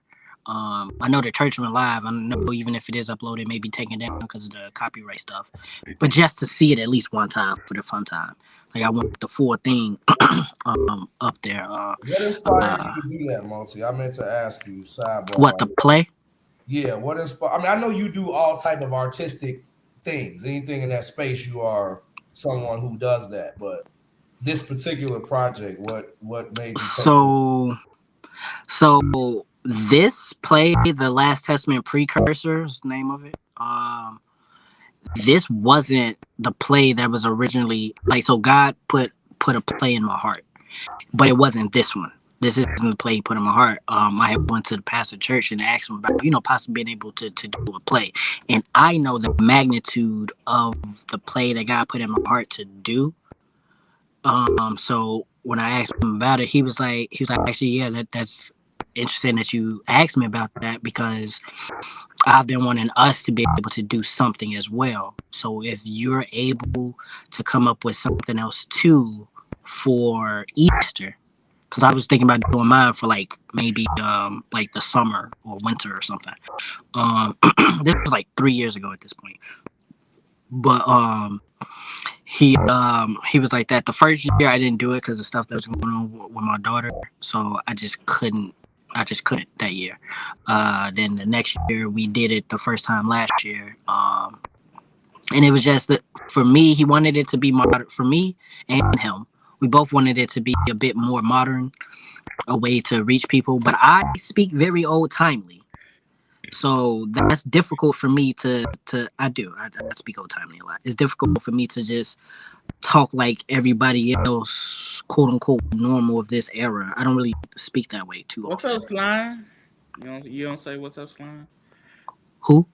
I don't know. I'm Slime. I'm just talking shit. It's three of us on here. Who is that? I'm confused. Anyway, I digress. Most, you don't know what slime is? Oh, the stuff from Nickelodeon. I mean, that's one slime, yeah, but wait, the way both of y'all just took a breath was funny as hell. It's a term though. You use a whole Negro. You know how to use context clues. I don't even go here. I don't know what I'm talking about. But anyway, it's slang for somebody you very close to, a best friend. I literally did not know that's what that meant. People just call people weird shit. It's a loyalty and friendship thing. My slimes, you know what I'm saying? And you call them slime? You've been around the Caucasians a little too long. It's an acronym, but I forgot what the acronym is. You got to leave the Caucasians alone to come back with the niggas. Man, I ain't been around white people in so long. You was just with a white man. I've seen that white man in he was in the play. I don't. Yeah. So he can't. He's seen it online. Shout out to all my slimes. Yeah, shout out to all my slimes, man. Let's not start. Oh yeah, hold on. Before we go any further, shout out to the niggas and the niggas only. Yeah, straight up. I'm not included in that. You're right. You're not. Hey, this is gonna be your new thing, Multi in the Dark, man. He gonna be this. He got to do his Tony Hawk. I'm sure he got to do his Tony Stark. Yeah, I'm home now, but when I get home, I don't go straight in. I just gotta sit and relax. Oh yeah, okay, yeah, I do that. I gotta decompress.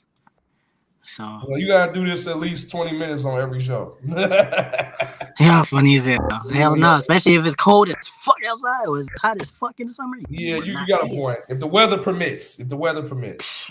Yeah, y'all better catch me while I'm busy on a Wednesday, which rarely happens. We get an Iron Multi shot because it's gonna be a good clip. Which is ironic because me with the Iron Man get up for the artwork, so that's ironic. Yeah, you say that, I was like, oh shit, look at that. They gonna think that was intentional. How he planned that? Exactly. Look. This is the most unscripted shit ever.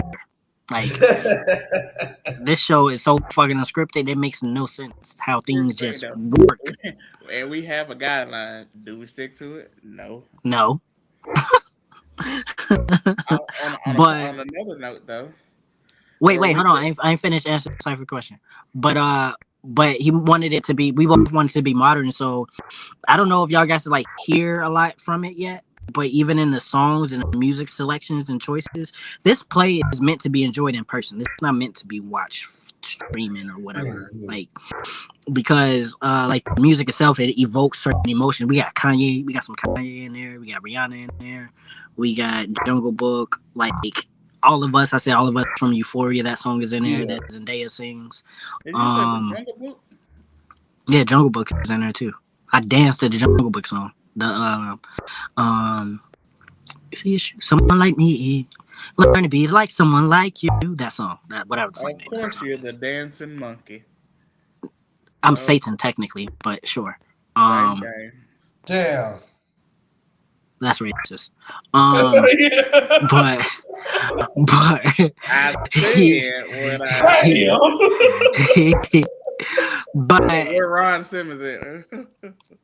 So, but the way that I did it too, it's like, because it's interesting, because when you watch this or whatever, but when you're there, I wanted to evoke. So I play Jesus and I play Lucifer. That's something that feels sacrilegious. Well, you was Samael. You was Jesus and Samael, right? Yeah. No. I was Samael Lucifer. I did it like that because I was him in heaven when he was Samael first, and then fell, became Lucifer. So I was both of them because one, I don't think my brother would be able to get up on the cross by himself. Two, there's a lot of, that's the one role that has the most speaking and the most things being done, and it's like safest hands are your own, and it's not like this is a thing I had auditions for, you know. This is like who in my church or who I know wants to be a part of it. You do, cool, let's make it happen. And I pre-recorded everything so it could be simple because I am a realistic person and people have lives. So not everybody's going to want to remember wordy stuff, you know? Yeah. So I just had a lot of stuff pre-recorded. What? You didn't get my audition tape? You got lost in the mail.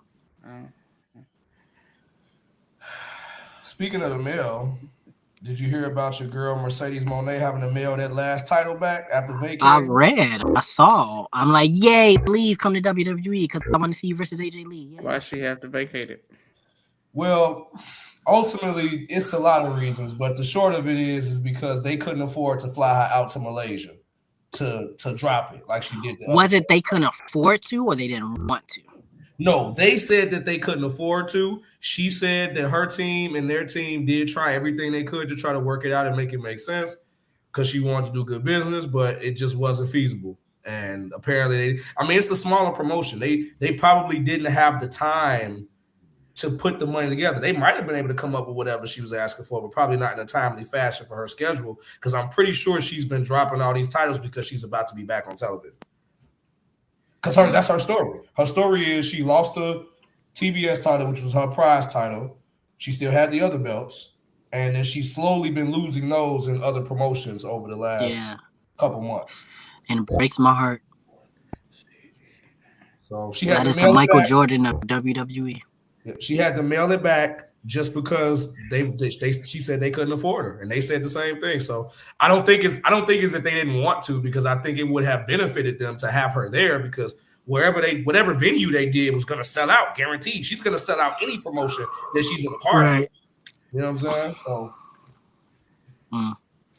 yep. But yeah, that's the Michael Jordan WWE. I know that's your girl, so I thought I'd tell you that. Well, you already know about Michael Jordan. She is. I only say that because did y'all ever watch The Bump? WWE's The Bump. Yeah, I watched it a couple times. I watched it a couple times. So I forget his name, but the one dude that talks real fast, he talks like this. The white guy. That dude.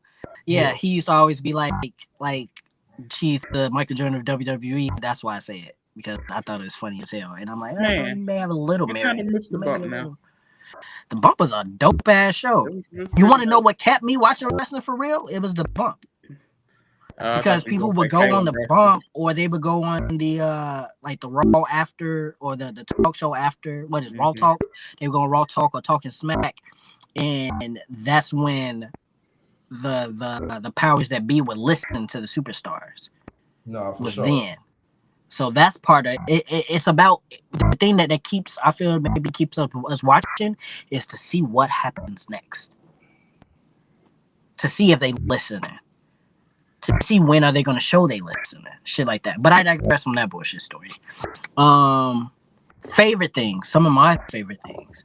Beggar's Pizza is my favorite pizza. But my favorite food ever. I don't know. It's bullshit. Don't talk. We don't speak bad stuff. No. That's not a thing. That's not real. Fake news.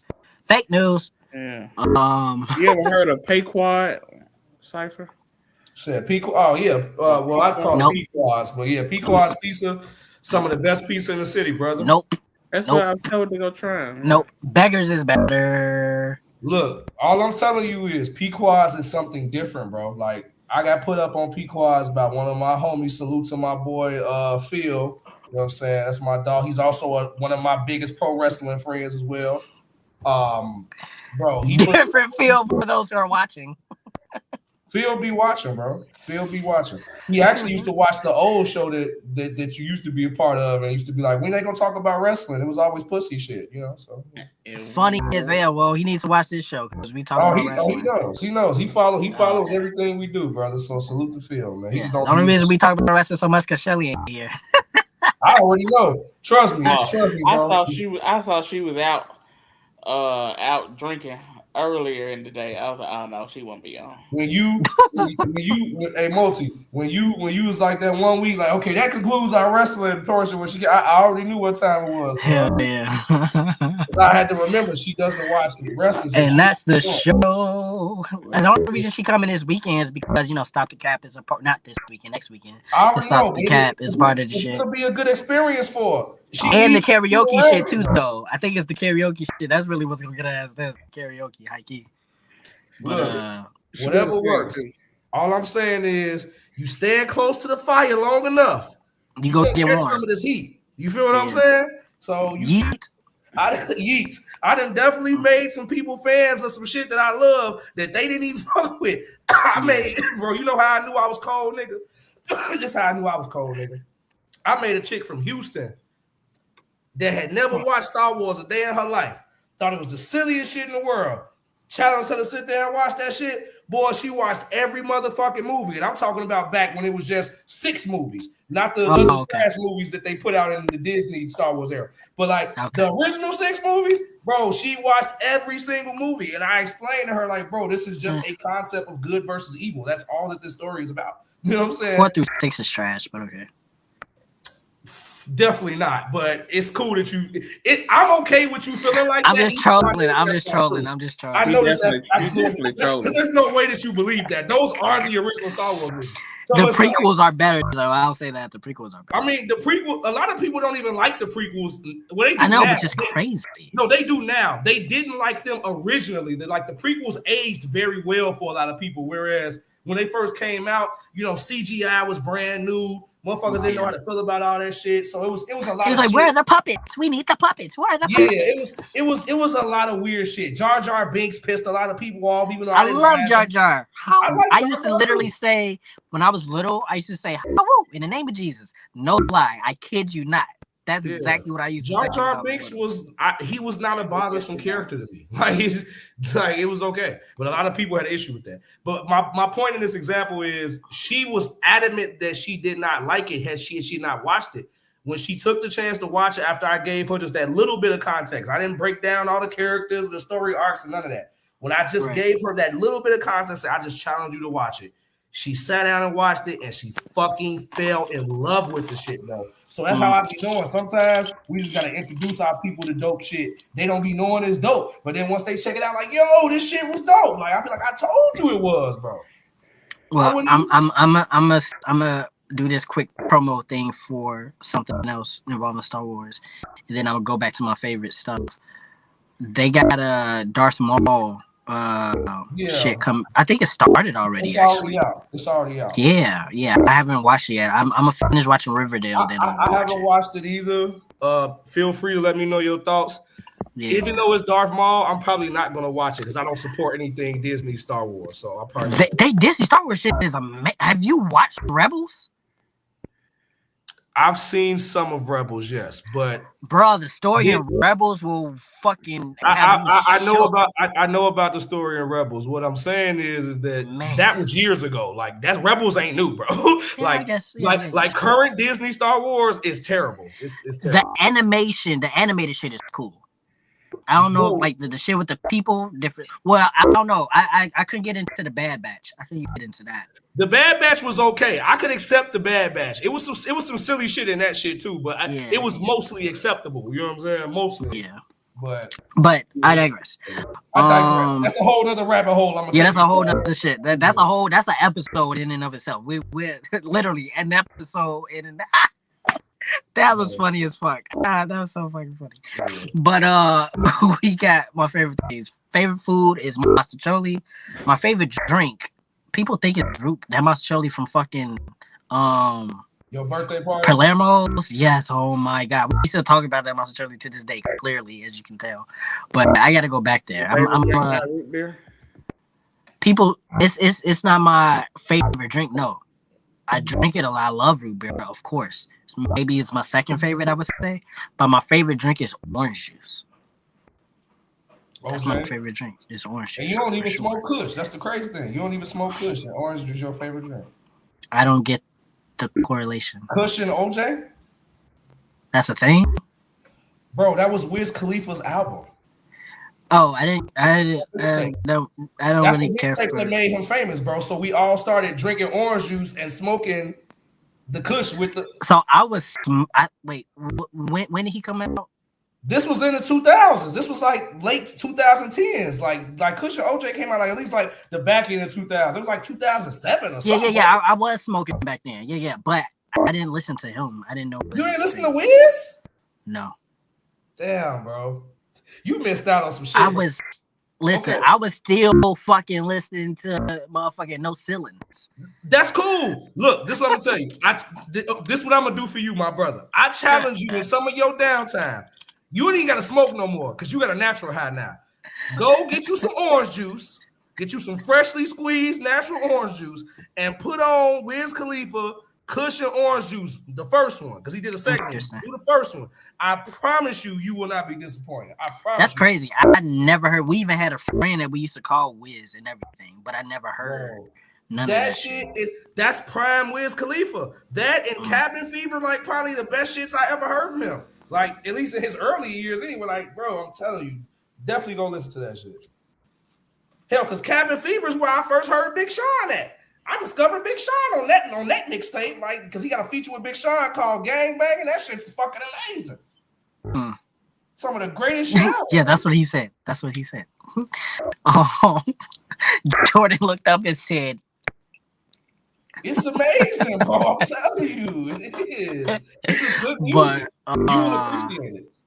Yeah, orange juice. That's my favorite drink. My favorite artist overall, no matter the genre, Eminem and Michael Jackson. Favorites.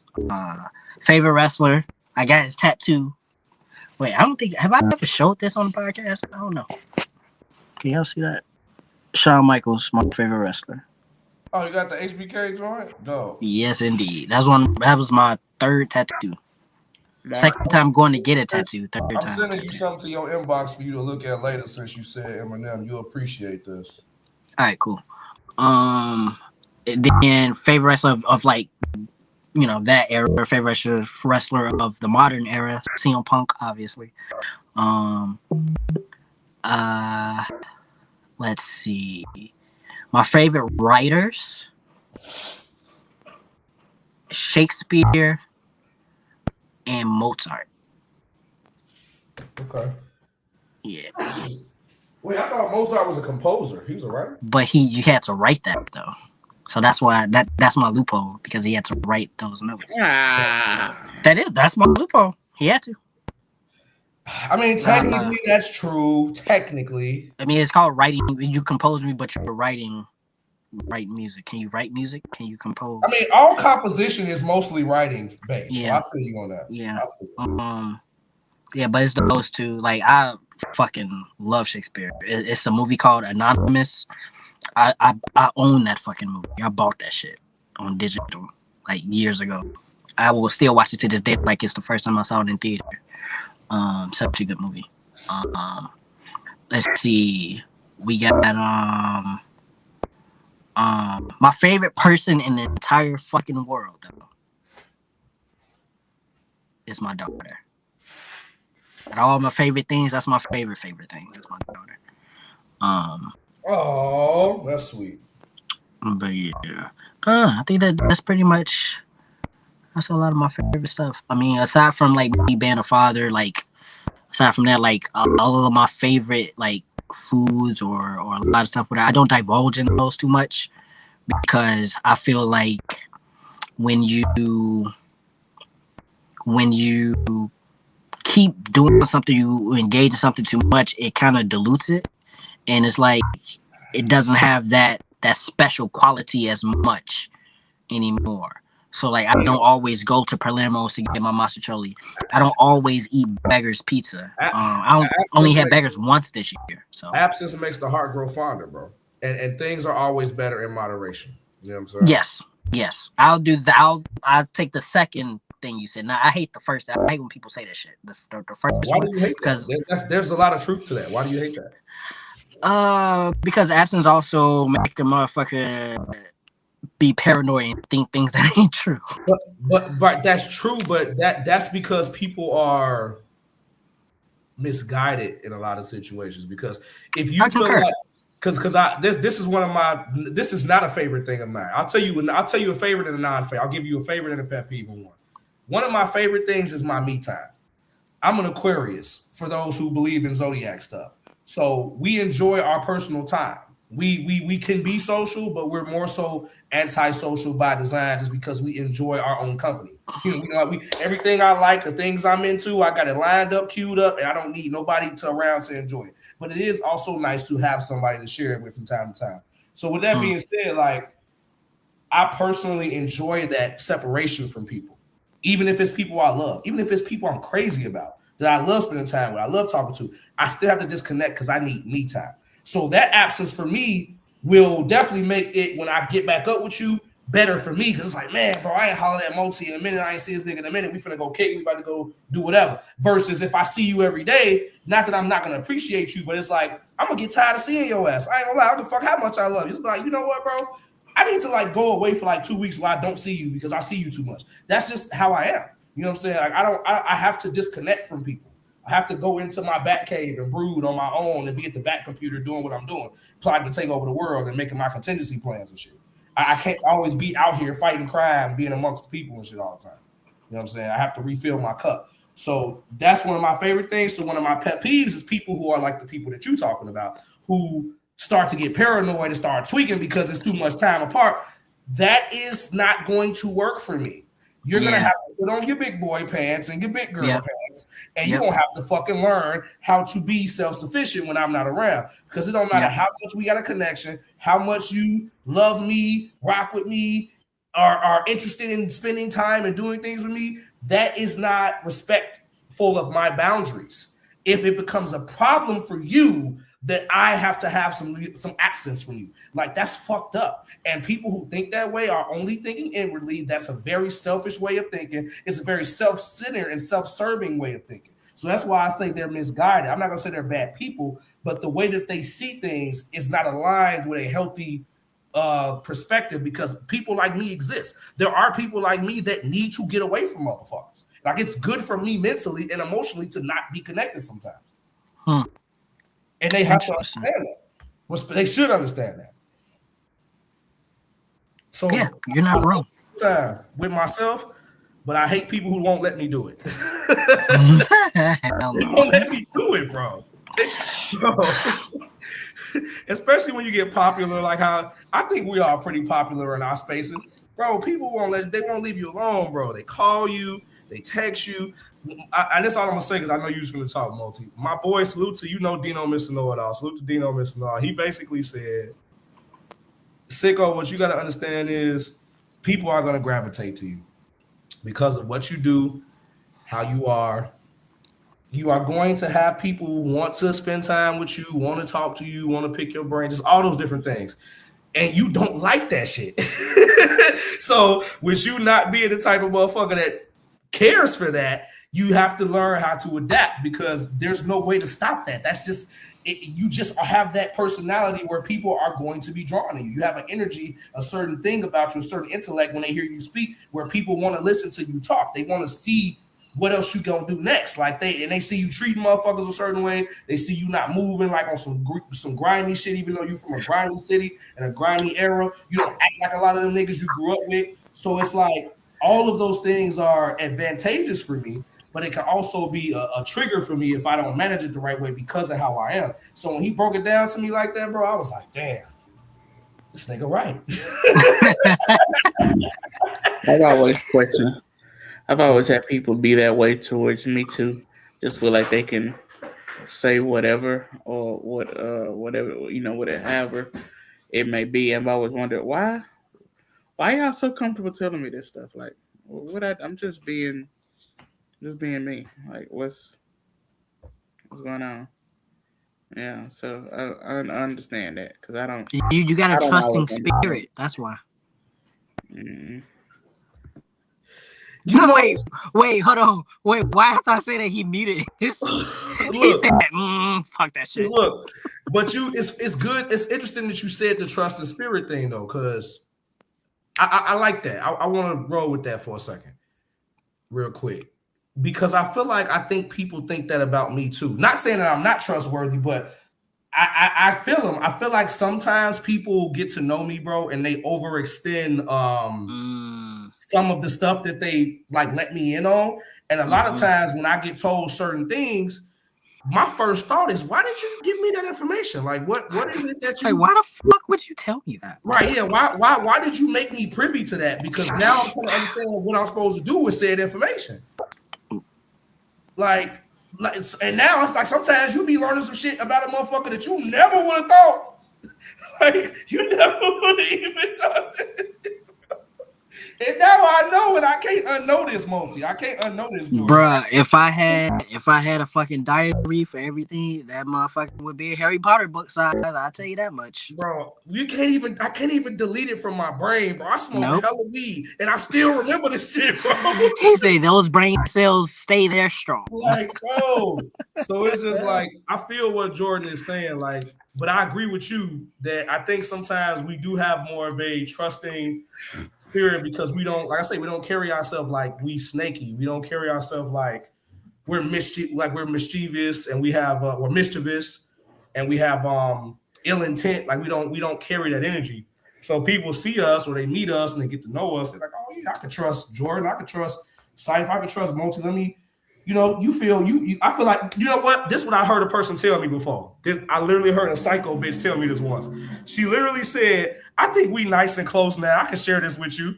And I'm like, what the fuck is she talking about? What do you mean we nice and close now? What does that even mean? Like, I just met you. But after having so many interactions with me, she felt like we were close enough for her to share her business with me. And I'm like, but is it just that you was in that bitch like Kanye? You was like, what the fuck does that mean, Kobe Bryant? No, seriously, I was like, what the fuck does that mean, Kobe Bryant? Like, what do you mean? That's who I was that day. That's one of my favorite commercials of all. That's one of my favorite things. That's my favorite commercial probably ever, bro. Yes, that is one of my top 5 favorite. Is that the one where Kobe's like talking to the audience, but the audience is just yeah. He goes this. This is what he say. He say, but more. Yeah, he's like, are you the same animal in a different beast? What the fuck are you talking about, Kobe Bryant? Bruh. And then Kanye like, what the fuck is he talking about? And they clapping and shit. You know what's funny about that? People look at Kanye and say that same shit now. What the fuck are you talking about, Kanye West? Hey, Kanye just had a concert. Erykah Badu. Oh, sorry, Lauryn Hill was at it. Was Lauryn Hill? Yeah, Lauryn Hill was there. Yeah. Apparently. No, Touche. Full circle. Yeah. I don't like Lauryn Hill. That's my pet peeve. People give her a lot of props. I don't like Lauryn Hill. You don't like the miseducation of Lauryn Hill? No, the album's fine. I just don't like Lauryn Hill. Okay, I'm cool with that. As long as you say the album is fine and the album's fine, I'm cool with that. Her as a person, she that thing, fucking love that song. I want to perform that so bad. There's so many things I can mash up. Bro, Ready or Not. I've done Ready or Not. 2006, 2015 to 2016. I was performing at Columbia College like a lot through that time frame. And during that era, they had a 90s show. And I ended up auditioning for it. And I got the part of Wyclef Jean. And we did the Fugees. The chick that I was in it, so the dude that I met, Brandon, he ironically, we're not gonna say why it's ironic though, but his name is Brandon, and he played you take that trash out. the other dude whose name is escaping me. That's in there. That's so disrespectful. But him. So we was the Fugees. Me and him, we clicked. We was cool. But we did the Fugees. But the chick that was Lauryn Hill, she just thought she was fucking Lauryn Hill for real. So because of that, that's what really turned me off to Lauryn Hill. Like high key. Like I'm like, hey, she was channeling Lauryn Hill and turned you off of the real Lauryn Hill. Hell yeah. Like it was too strong. Like, bitch, you ain't Lauryn. Your name is Mariah. You're Mariah. Bitch, you ain't got no Grammy. You ain't get a Grammy for your album, bitch. I'm like, what the fuck? Where your birth certificate at? Because you need a reality check. Like, what the fuck, bro?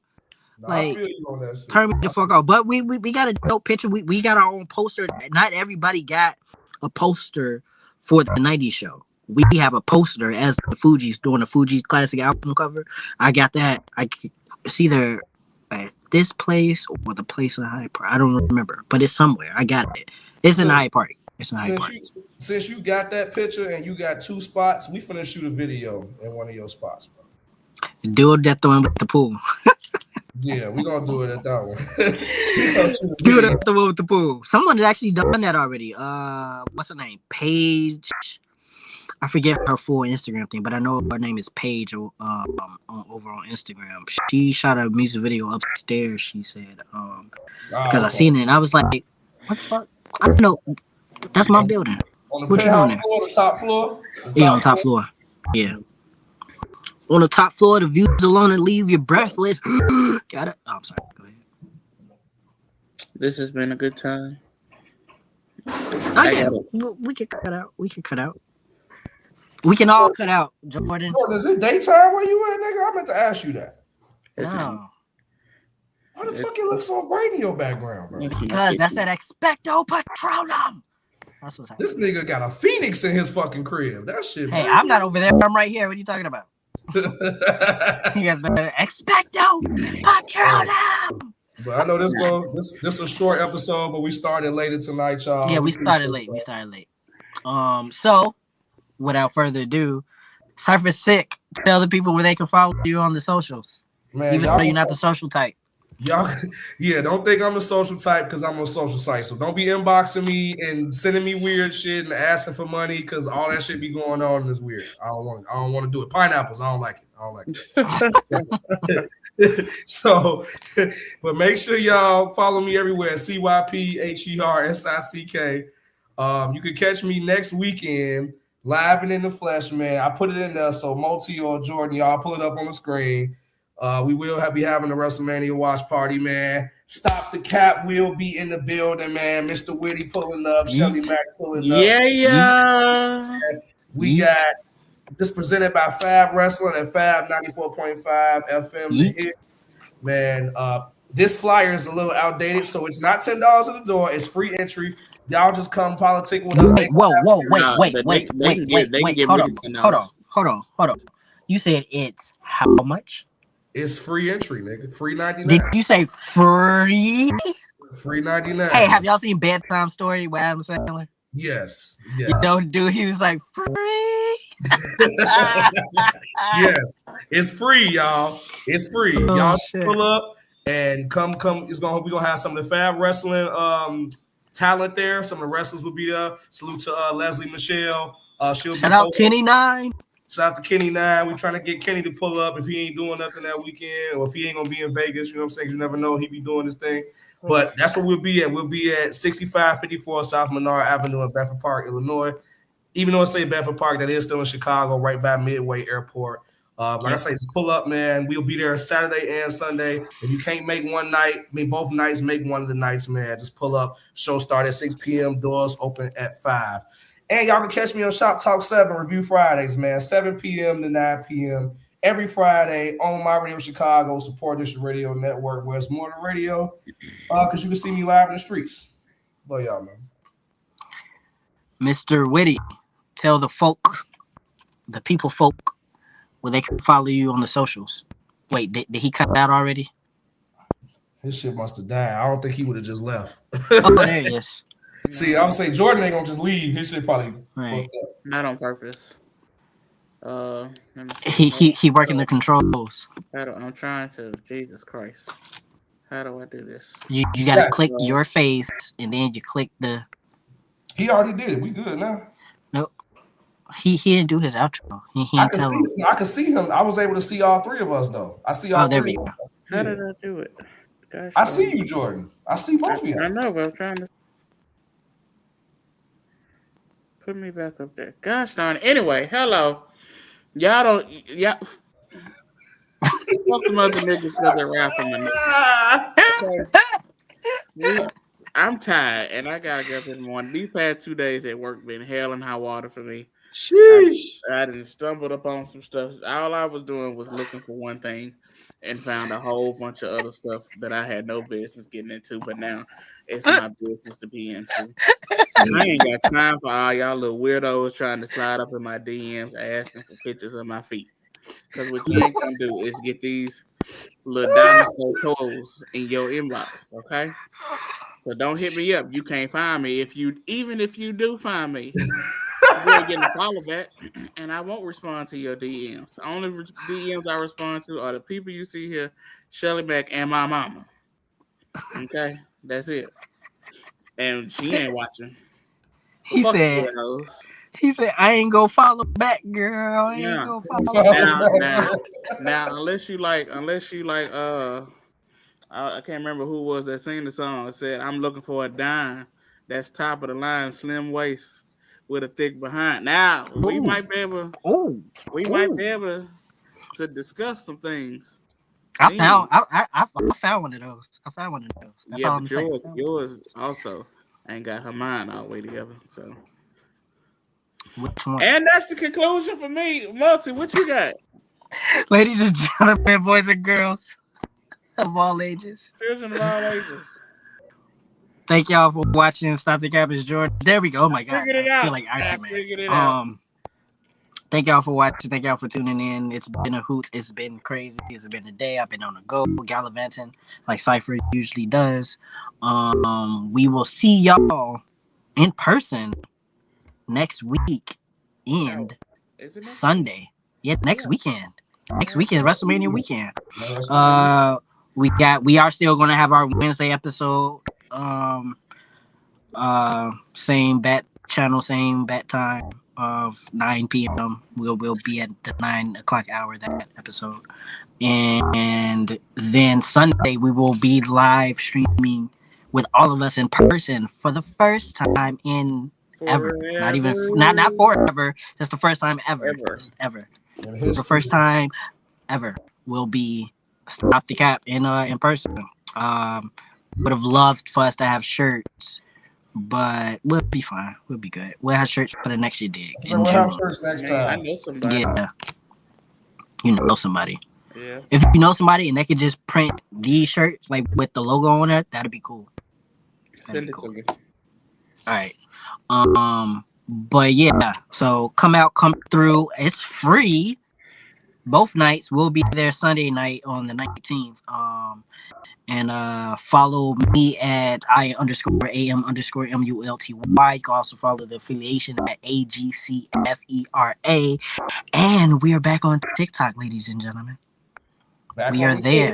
We've been posting just today. Is it still today? I think it's still today. If it's not still today, we was posting yesterday. It's tomorrow. Damn. So okay, so we was posting yesterday. So yeah, we got some clips for y'all to enjoy. And some more coming next week as well.